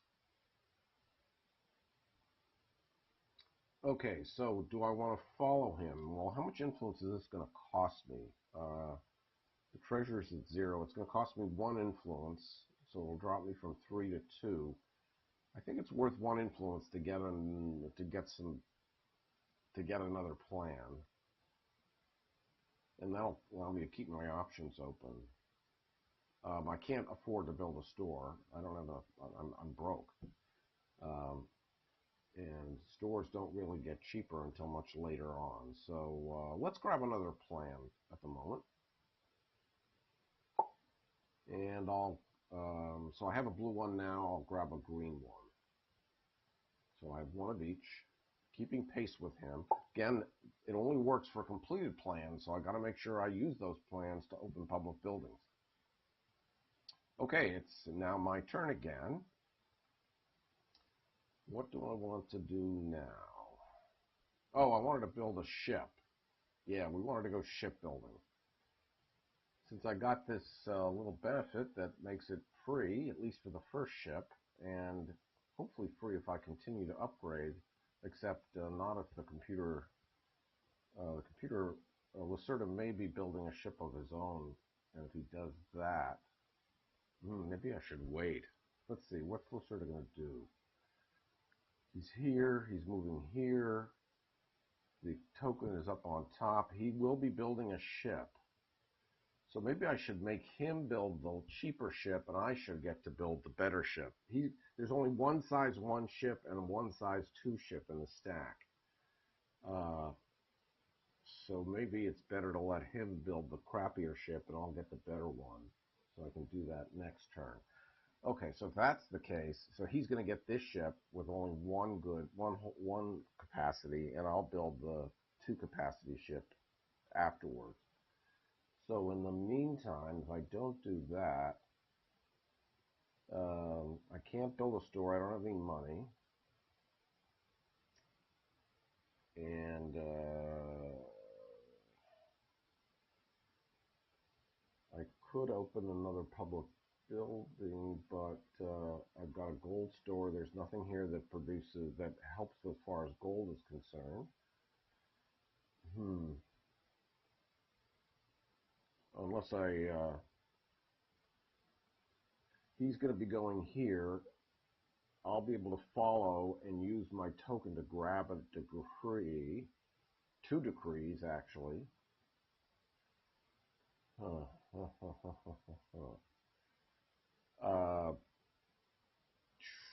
Wow. Oh.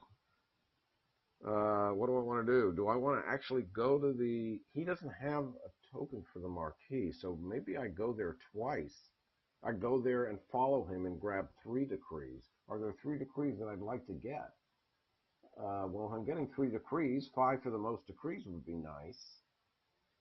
If I'm stocking up on lots of officials, 5 for the most plans would be okay.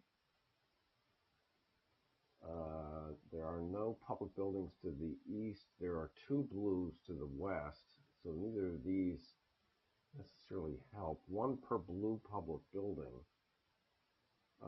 There's 2 out there already. It's not going to be worth a lot of points, but ho.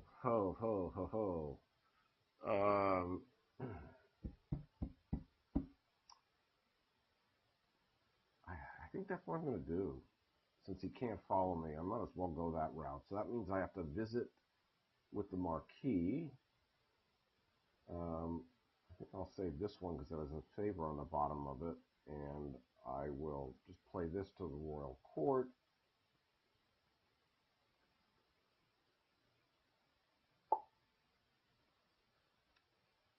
Okay. Well, geez, this is why I would have wanted to build a ship as long as I'm doing this. Ooh, so maybe this was not a good idea. Maybe I should wait on this action too. Maybe I should just tuck and grab some cash.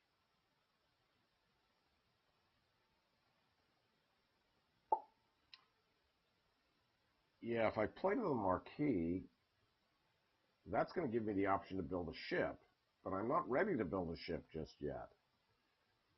So I can't afford to go here. I don't want to build a ship yet, and I'm producing goods doesn't really do me any good. I don't have that many stores yet.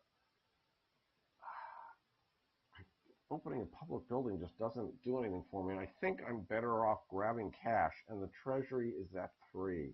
Not very good. But I could at least get this benefit of getting one discount, a coin discount on Earthquake Rubble. So that could potentially save me some bucks. And if I did tuck this, what actions would I take?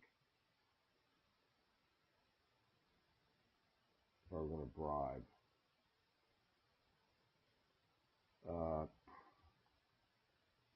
More officials are going to hurt him. He's at 0 influence, but if he's building a ship in a moment, he is going to earn a lot of influence. When Lacerda builds a ship and gains influence, he gains influence for the ship that he builds, which is going to have 3 influence on it. Plus, he gains all the influence on my player board, which at the moment is 0, fortunately. So that'll bump him from 0 to 3. But if I got some royal officials, I could really get him down to back down to 0, and maybe every time, that way every time he pays influence, he'll start losing points. There's something to be said for that. Wow, so many decisions. Well, let's.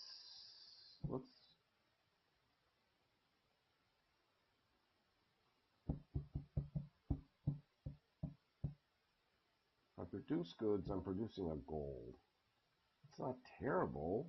It's kind of a waste. No, I'm going to wait on that.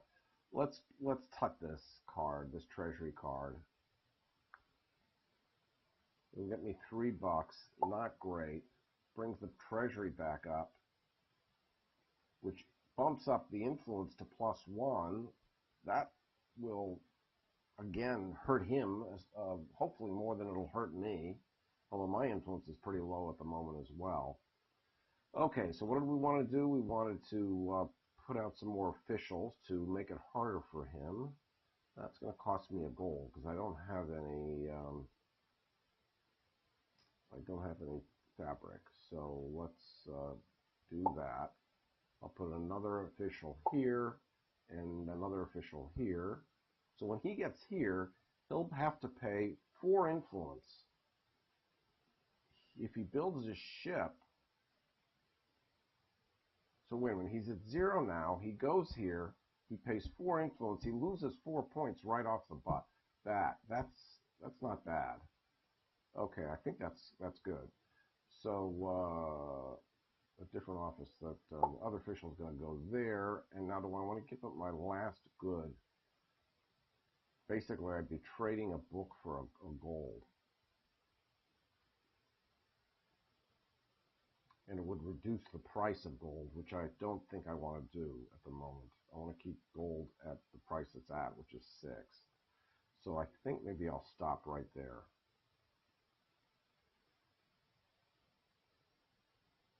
Plus, I may need an extra good to do some shipbuilding. Okay, so let's stop right there. And let's refill with, this raises the price of fabric, selling price of fabric. 3 influence, pay official. When I build my ship, that would be a nice bump up in influence. It would cost me an official, but it might be worth it. Because if I built a ship, if I built a size 2 ship, that's worth 2 influence.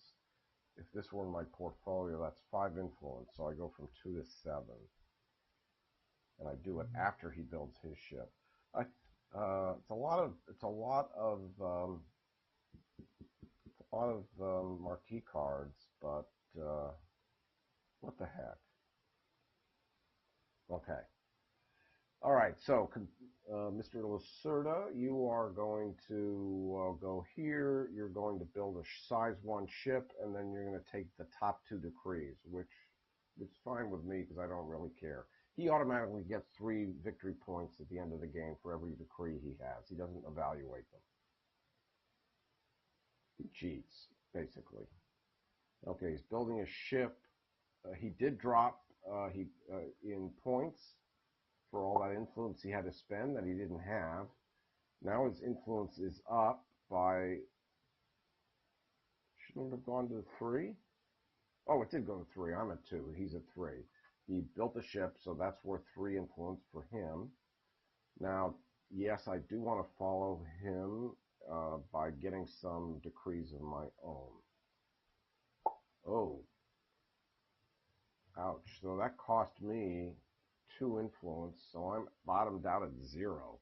But when I build my ship, that'll get me back up. So, what did I want here? I think 5 for the most decrees.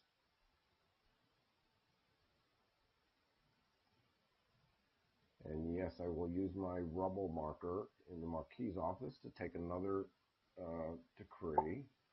What did he reveal here? East Blues. Let's see. There's nothing on the east. 5 for the most fabric stores. I don't have any yet. And he has 1.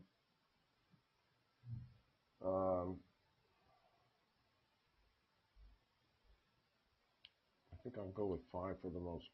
5 for the most plain officials. That couples very nicely. So I want that one. Yeah, I forgot. So that I'm getting that as well. Okay, he ends his turn, and now it's up to me, and I guess I'm going to build a ship, which is going to cost me a good, and it's going to cost me an awful lot of influence. Ouch.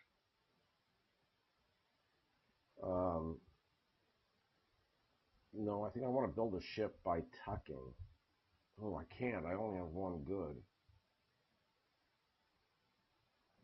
Wait. If I tuck, I have 1 good to my name, a book.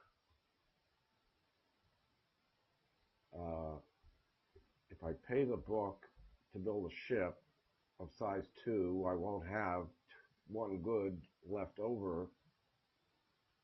Oh, I can't do it. I can't afford a size 2 ship.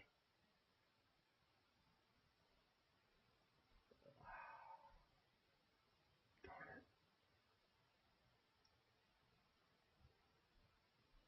Oh, boy. I guess I got to do it by visiting.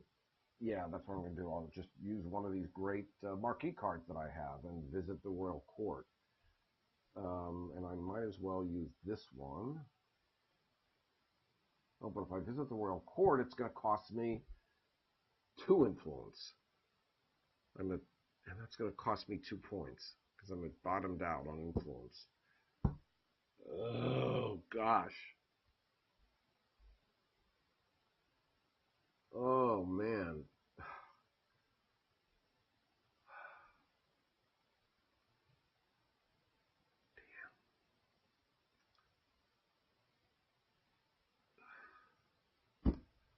Oh, not having money is not a good thing. Another $3 from a. I don't have another treasury card. Oh, jeez. I don't want to lose points. I can't afford to lose points. He's already at a 13 to 11. Oh, man.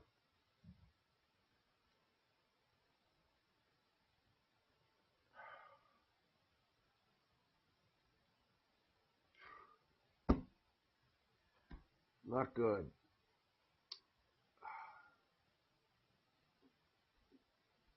Well, I could sell a good to his ship, but that's going to earn him a point.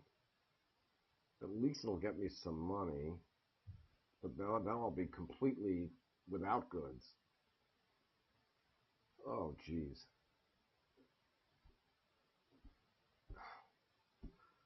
What good is selling? Okay, what's books are at 5? It'll get me up to $8. It's not a lot. I need enough to build a store.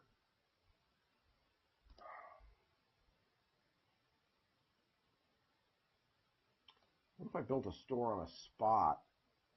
Okay, let's think about this. Or even open a public building on a spot with a 5 coins on it. There are no public buildings with 5 coins. But there are public buildings with goods. And there are stores with 2 stores that I could build that would get me some money. And that would help me pay for the store. Can I afford either of these stores? If I go here and take an earthquake, this would cost me, the treasures at 3, it would cost me 1, 2, 3, 4, 5, 6, plus 3 is 9. If I could get 5 coins, yeah. Maybe I will build a store. I can't, even if I get $5, it's not going to be enough. Oh, jeez. All right, so I'll play this one to the royal court. He won't be able to follow me. So I've lost my 2 points. Did I make that clear during my presentation? Yeah, I may not have said that, so let me explain.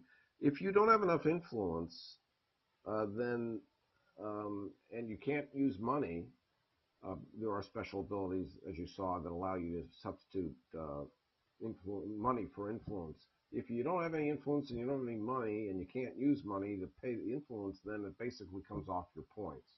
So the 2 influence I had to pay to visit the Marquee's office because of these 2 officials resulted in 2 points. But I'll get some influence now by building a ship.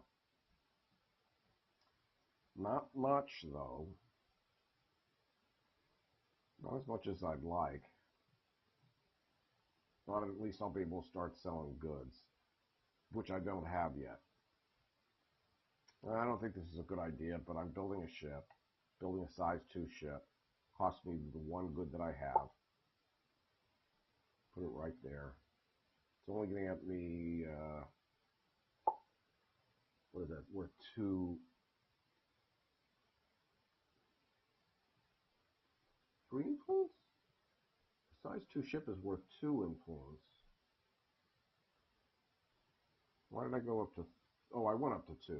Sorry. I'm not seeing things right. Okay, which decree am I taking? Alright, so let's reevaluate. 1 per green public. There are no green public buildings yet. 2 per east blue public. There are none yet. 1 per any no B stores. 5 for the most fabric, 5 for the most plans.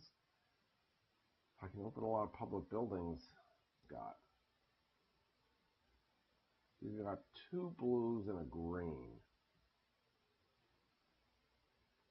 And I've got 2 greens and a blue.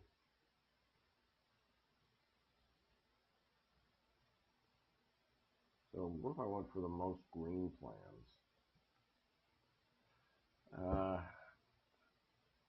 I guess there's not a lot of good choices here, unless I just plan to build a lot of stores in the B row, B street.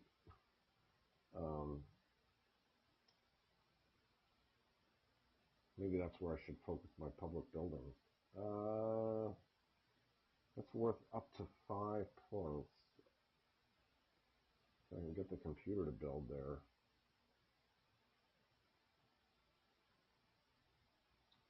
That's worth 5 points, but he could easily beat me.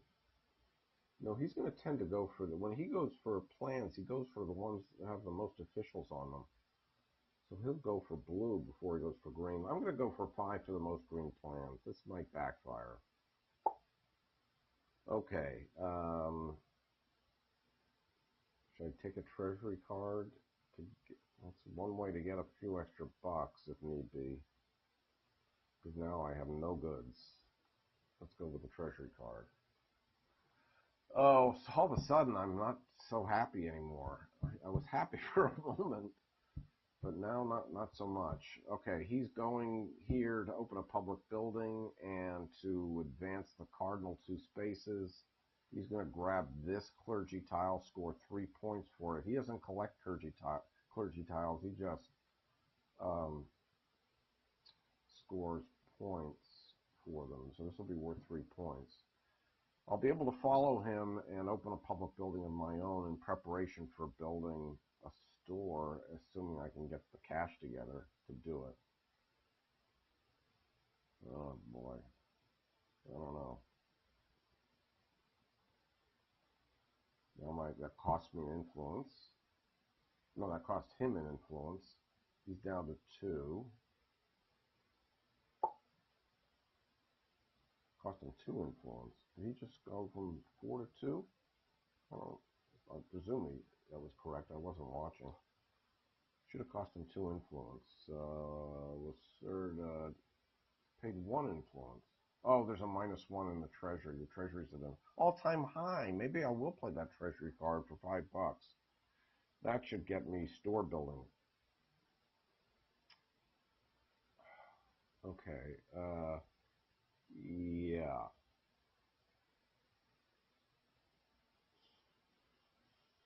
So where did he build? Where did he build? Here for 4. Yeah, he built here for 4 points. Okay. So let's open a public building. I don't have fabric. So I'm going to be going into books are worth a lot of points. Maybe I should go into books. He's not into books yet. Alright, that means I'll build this public building. I'd like to get him into B Street. Okay, so we're opening a public building. I've got the officials, so I'm not concerned about that. Okay, so I've got both of my plans require 2 officials. Actually, if I build this is worth points. It's worth 3 points to me and 4 points to him if I build it here. Don't want to give him points. So I think I'm going to build this building someplace where he's not going to benefit from it, at least not yet. Okay, so we're going to build that building. Where's my best benefit? You can get a gold, a book, a tool, or a tool. I guess I'll grab the gold.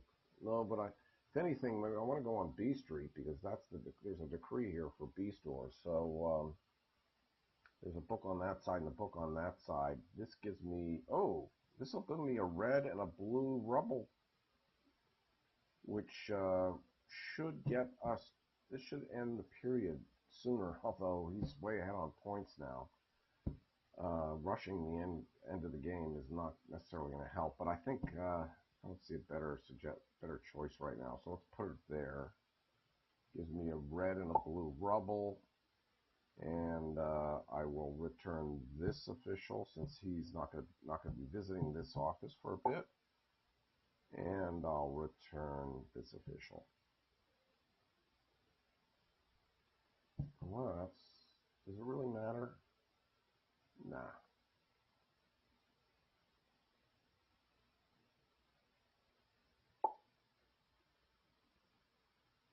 And that was following his turn, so he just took a card from that deck, and now it's my turn. I'm in the same predicament, aren't I? I don't have enough money to build a store. Unless I build a store in this row. Oh shoot, maybe I wasn't thinking. Maybe the public building should have gone here instead.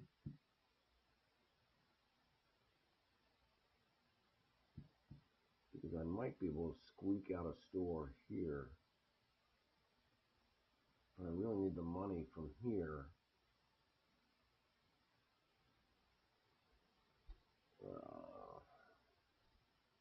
2, 3, 4. The treasury's up to 5 now, so the price has even gone higher. Got some influence, 2 coins worth of influence. I don't really want to bottom out at 0 again. Alright, come on, Larry. This shouldn't be this hard. Alright, so if I sold goods, I could sell a gold from this card, sell a book from this card. That would give me some reasonable cash to play with. And then if I built a store on a 5 coin space, that would give me 5 coins. I think that's what I'm going to do. So I'm going to replace this card, which isn't doing me any good, with this new card that has 2 influence on top. It'll get me a gold. I will then sell goods, and I will sell to my own ship both 2 goods, which when the ship sets sail, the ship earns me 2 points. So this is, and for every good that I ship, that I sell to this ship, I get a coin. So that's another way to make some money. All right, so I'm selling a gold to that ship. Then I'm selling a book to that ship, and then the ship will set sail and score me 2 points. Okay, there we go. So I went from 9 points to 11 points, and suddenly I've got 16 bucks. Okay, so now I've got enough money to actually make some stores happen. And he's coming around. Unfortunately, I won't be able to follow him because I don't have the royal favor. That's the one disadvantage. But if I did this one, I would not have made as much money.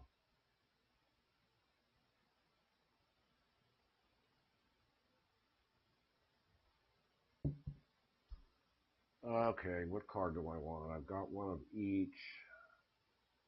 Ooh. Selling price of gold is $2 more. Would have been nice to have that a second ago.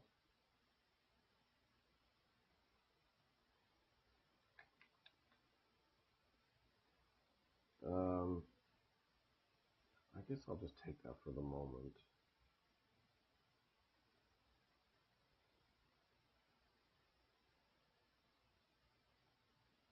Okay, this is I'm kind of sorry I can't follow him here on this visit, but them's the breaks. Okay, he's down to 1 influence. He'll be hurting on points again shortly, but he just scored a bunch of points for building a very good store. What did he just score? 10 points for building. What did he build? Here? Yeah, and he scored off that public building and that public building, I think, or unless he built this one. I wasn't watching carefully enough. Both score him 10 points. Wow. It's hurting. I'm hurting. Let us play a builder card to the royal court. Lacerda will not be able to follow. As much as I'd like to recruit officials, I really think I need more green plans if I'm going to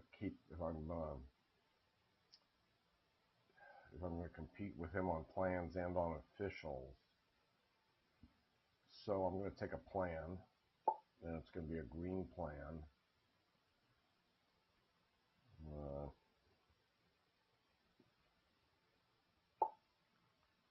And now we're going to build here and get an extra $5, and that will score us 4 points because that has tools on the public building. Oops, what am I doing? This guy, the small building, because it's a narrow street. Okay, an extra $5 doesn't hurt. Rubble, we want to take the earthquake rubble. That'll cheapen the building. Oh, and that will complete my second rubble set. That's going to end the period at the end of my turn. Should have seen that coming. Wooden house. I think it's time to switch gears and maybe go for an extra good when I produce, because I am going to need to produce again and get some extra cash. So let's go that route. Okay, there's my 4 points. Refill my hand with a builder card. That's going to let me take a rubble cube from the general rubble pile, because I'm about to discard that when you see what happens at end of period. So end of period, I get 3 points per rubble set. That gave me 6. He gets 1 per cube. He just scored 7. I assume he has 7 rubble cubes. He does. Okay, now we're clicking. So now I'm deciding what cards I want to discard. And if I discard noble cards, I can get their bonus at the bottom for each type of noble card I have. Unfortunately, I don't have all three types, so I'm not going to do as well as I would have liked. But this one will give me a rubble from the pile, so I'll grab maybe a red for a change. I have this bonus, so earthquake and fire rubble are exactly the same cost. And now this will give me a royal favor, and since he's headed in to see the Marquee, I think I'll grab a Marquee favor. And then the rest of these I'm just going to discard in order to get better purple cards in their place. So I've got a new hand of purple cards, and now that's the end of the period. New brown decks have come out, replacing all the old red decks. And the new ships are out, size 3 and size 4 below it. And now it's Lacerda's turn, and he's going to see the visit the Marquee. And now he's bottomed out on his influence. He's at 0 influence, so every influence he pays from now on is going to cost him.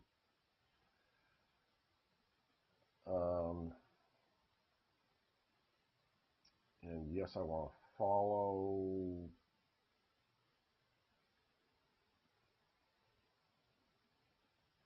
So I have the type 2.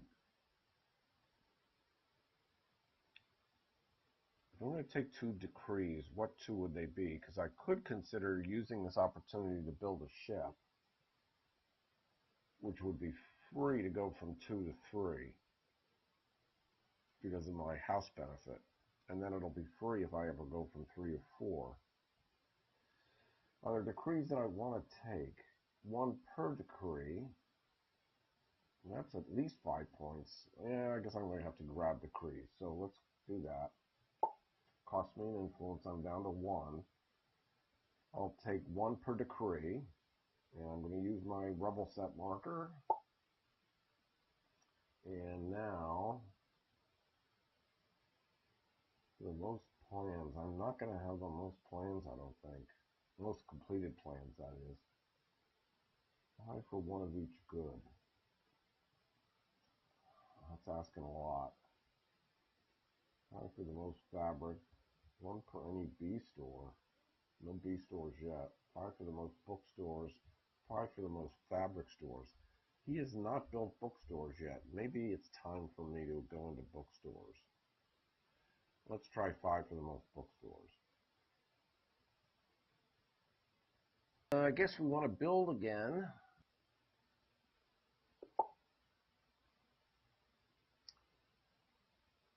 And we want another green plan.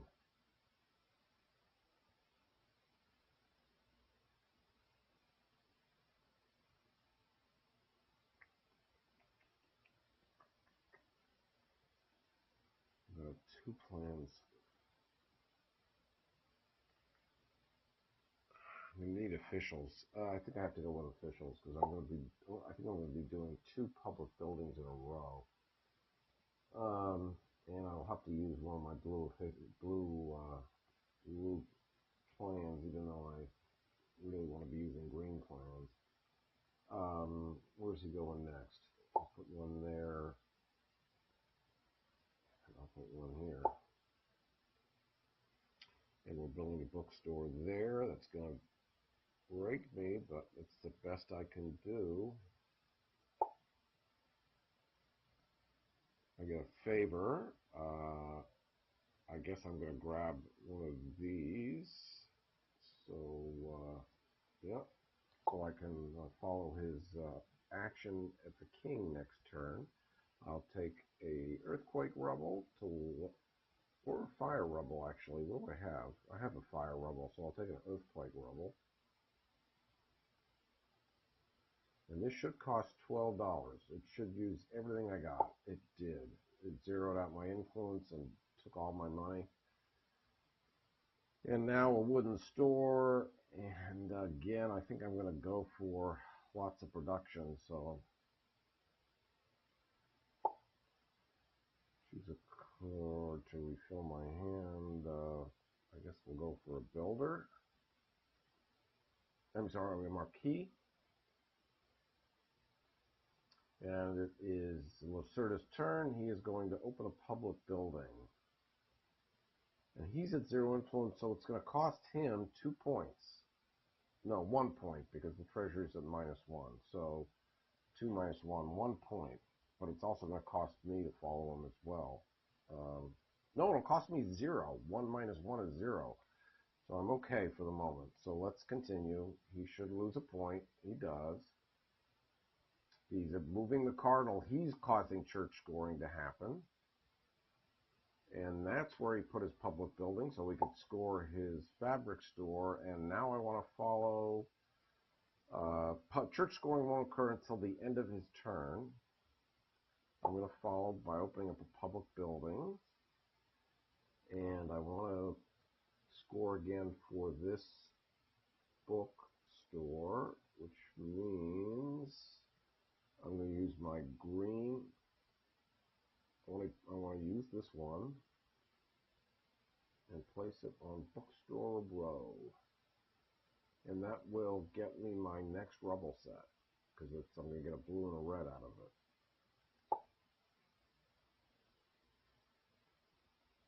And I get fabric. And I have to return 2 officials. So this one and this one. And we'll hit him when he gets to the builder. And what did that score me? 3 lousy points, unfortunately. But maybe I'll get some points if I monopolize bookstores. That's worth 15 points at the end of the game. 9 points at the end of the game. Discarding a number of clergy tiles to score their VP. Okay, so this one's definitely going, because this one's used up. That's worth 3 points. And at the end of the game, each of you complete. I can't get rid of that one, so that's it. And now I'll gain some influence. Whew. Okay, so we're both at 4 influence all of a sudden. And it's my turn, and I think I want to open another public building, if I can capitalize on it. Let's see. If I go here, there is a... Oh, all I have is a blue plan now.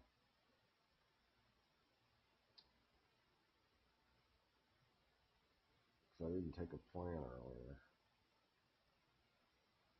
I am broke.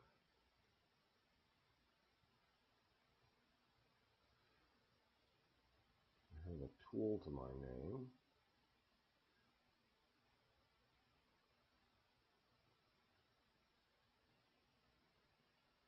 This clergy tile situation. Whenever you receive rubble, you may discard 1 and only 1 to score 2 victory points. Well, that's something to be said for doing that. He would follow me, though, unless I tuck.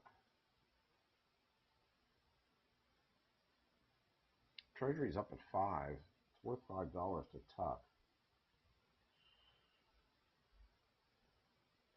Okay. Let's think about this. If I do use my blue plan that I have,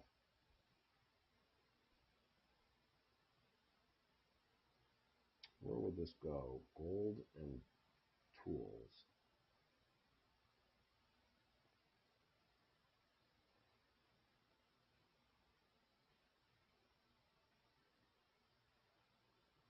No, I really need I need a brown.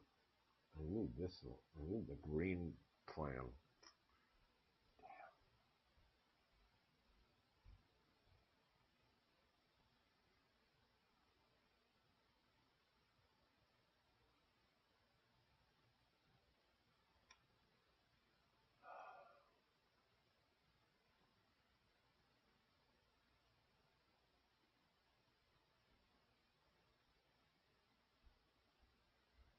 Oh, wait a minute.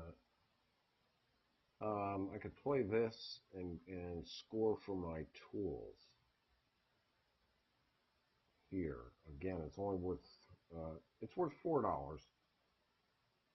and it'll get me a blue.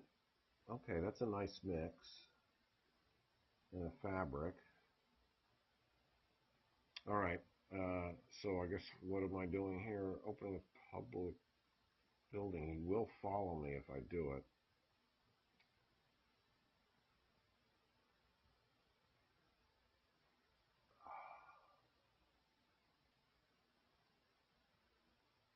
I'm able to get my pawn. Oh man. Oh, this is not a good situation. I need a plan. All right, let's get the public building built.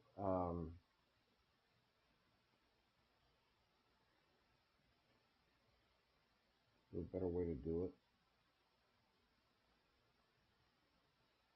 If I sponsor, that's going to cost me $5.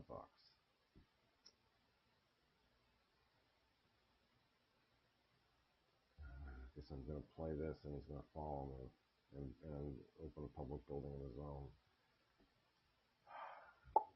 What am I going to move the cardinal, take a royal favor? Ooh, I can get a plan on my next turn if I take a royal favor. Let's do that. Grab a green. Put the site for the new public building. It's this one, so it's going here.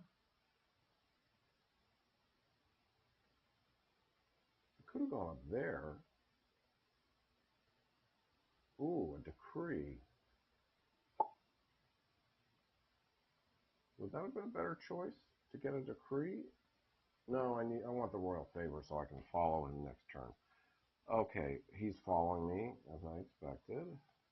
So he's going to build a plan somewhere right there. So he scored me some points, he scored him some points. Choose a card to refill. I want a king.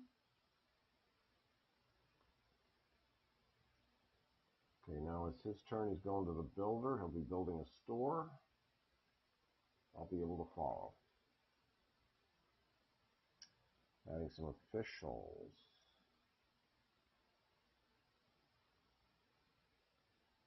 Ooh, he scored some points for me with that. Oh, and he's also competing now with bookstores. But I still am tied, so that's 5 for the most bookstores. But I want the 9 points if I can get it. All right, if you want to use your royal favor to follow Lacerda's visit, I want a plan, a green plan.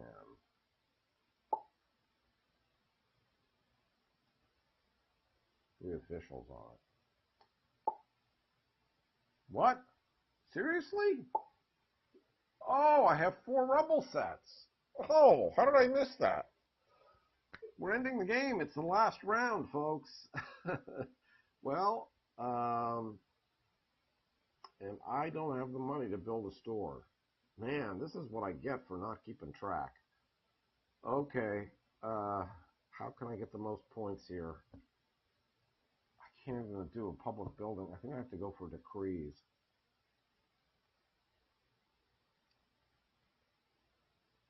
Maybe I can... What's over there? 5 for the most fabric stores, 5 for the most tool stores. He doesn't have any tool stores. I have 1. Okay, I guess that's where I'm going to go. It's the last round. I don't have a whole lot of choice. So we're going. He's not going to be able to follow. Okay. If I build a ship. Oh, producing goods at this point doesn't help me. It's the last round of the game. You don't get anything for goods. But I could get something for the ship, and it would cost me a good. But I have it. I'll just upgrade that ship. Okay.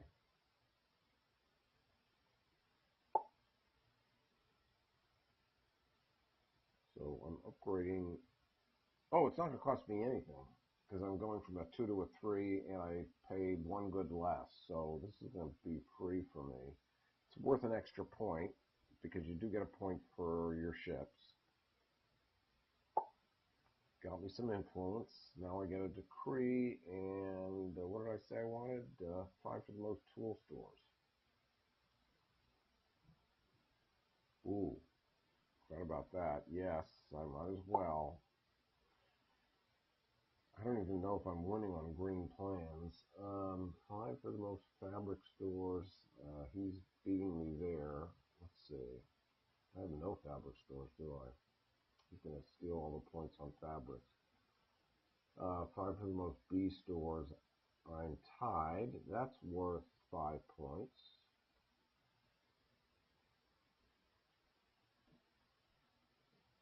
He's not about to build another store. 5 for the most fabric. Yeah, I'm going to go 5 for the most B stores, which is 5 for the most or tied for the most B stores. Okay, and it doesn't really matter when we refilling my hand here. And he gets his last turn. I don't even know how badly he's going to beat me. All right, folks, here we go. I think it's going to sting. Maybe I won't get clobbered as badly as I thought. I wonder if I did okay on the officials. Let's see what happens. Oh my God, I won! Get out of here! Holy crap! I didn't see that coming. I was sure he was going to kill me. Oh man. Oh my God. Okay. I've got to get a hold of myself. This first time I won. Oh my goodness. Wow. Okay. So let's break it out. We didn't go into detail in the explanation as to how you score points, how the endgame scoring works. I sort of just gave you a summary. So let's go into a little bit more detail here. So I started with 37 points, just that I accumulated over the course of the game. I'm still amazed. Okay, you score for your ships, the capacity of your ship. So I have a capacity 3 ship. That's worth 3 points. He has a capacity, Lacerda has a capacity 1 ship. That's going to be worth 1 point when we get to him. You get 3 points for every one of your rubble sets. And he scores 1 point per rubble. So that's 4 rubble sets for me. That's 12. And yeah, he had 11 rubble. Okay, so gold stores. Okay, so the most gold stores gets 3 and in a 2-player game, you ignore the middle value. You only do second place on the last third value. So it's 3 points for first place on gold, 1 point for second place in gold. We tied with 1 each. So we split 3 plus 1 2 ways. So we each got 2 points for the gold stores. On bookstores, you get 9 points for first place, 3 points for second place. We each had 1, we tied, so that's 12 points split 2 ways. Each of us gets 6. I was the only one who built tool stores, but unfortunately tool stores are only worth 6, 4, and 2, so that's 6 points to me and it should be 0 to him. So if I come down, he should not have gotten anything on tool stores, and he didn't. Okay. So 6 points for tool stores. Money, you cash out your influence. I have $4 worth of influence, but I didn't have any money. You divide by 5, so 4 divided by 5 is 0. So 0 points for money. 5, now all my decrees. 5 for the most tool stores. I tied, which I did, so I got 5 for that. Most bookstores. Oh, I did have the most tool stores, so that was 5. We tied on bookstores, but that still counts, so that's 5 for bookstores. 5 for the most B stores. We tied, worth 5 points. 5 for the most green plans. I either beat him, so let's see what I had. I had 3 green plans, and he ended up with 1 green plan. And we each ended up with 4 plans. But remember, each one of my plans gets an extra official. So I had 3, 6, 9, 13 officials when we get there, and he had 11 officials. So that tile, that clergy tile, is going to score me a lot. Anyway, I did have the most green plans. That's 5 points. I did have the most officials because of that clergy tile, so that's 5 points. 5 for the most decrees. Really, he didn't. I had 1, 2, 3, 4, 5, 6, 7, and he had 1, 2, 3, 4, 5, 6. And 1 point per decree, worth 7 points. Most completed plan officials, I beat him because of that clergy tile, so that's 15 points. Wow. And you get 2 points per royal favor. I didn't have any, neither did he. My final score, 118. I'm sure the addition is correct. So he had a starting score of 59, 1 point for that ship. He had 11 Rubble Cubes. 11. That's 1 point per cube for him. Most gold stores, the 2 split 2 ways. Most bookstores, 6 split 2 ways. Most fabric stores, he did get all 9 points, and I got 0. And he didn't get anything for tool stores, of course. He didn't have any. Decrees, he gets 3 points per decree.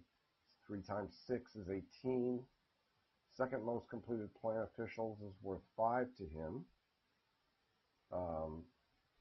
Nothing for royal favors. Wow. So, where does that put me in the category? I've never had to think about this before because I've never really won. I've always gotten jester mode. So this is the first time I've won. So let's see. Now I'm really curious. So if I go into this summary, and that's end of the game. Oh no, I want solo mode actually. Solo rules. Here we go. Court servant. If you have more VP than Lacerda, which I did, you have 4 or more stores. Well, am I going to even make it to King's favorite? You have to have at least as many stores as the AI. I had 1. Oh, well, I had 3. He had 4. So I couldn't compete with him on stores. But did I get court servant at least? If you have more VP, I did. If you have 4 more stores. No, I don't. I only have 3 stores. I'm still a jester, even though I beat him for once. Okay, well now I know I need to build more stores. And money has been a problem for me. But, hey, I'm thrilled just that I even beat him. Anyway, that's how the solo game works. I hope you enjoyed it. Didn't really run into too many bugs. And if you saw any mistakes that the program made or any critical mistakes or stupid things that I did, I'd be happy to hear all about it in the comments section. Otherwise, hope you got a lot out of this, folks. Thanks for watching. Bye-bye.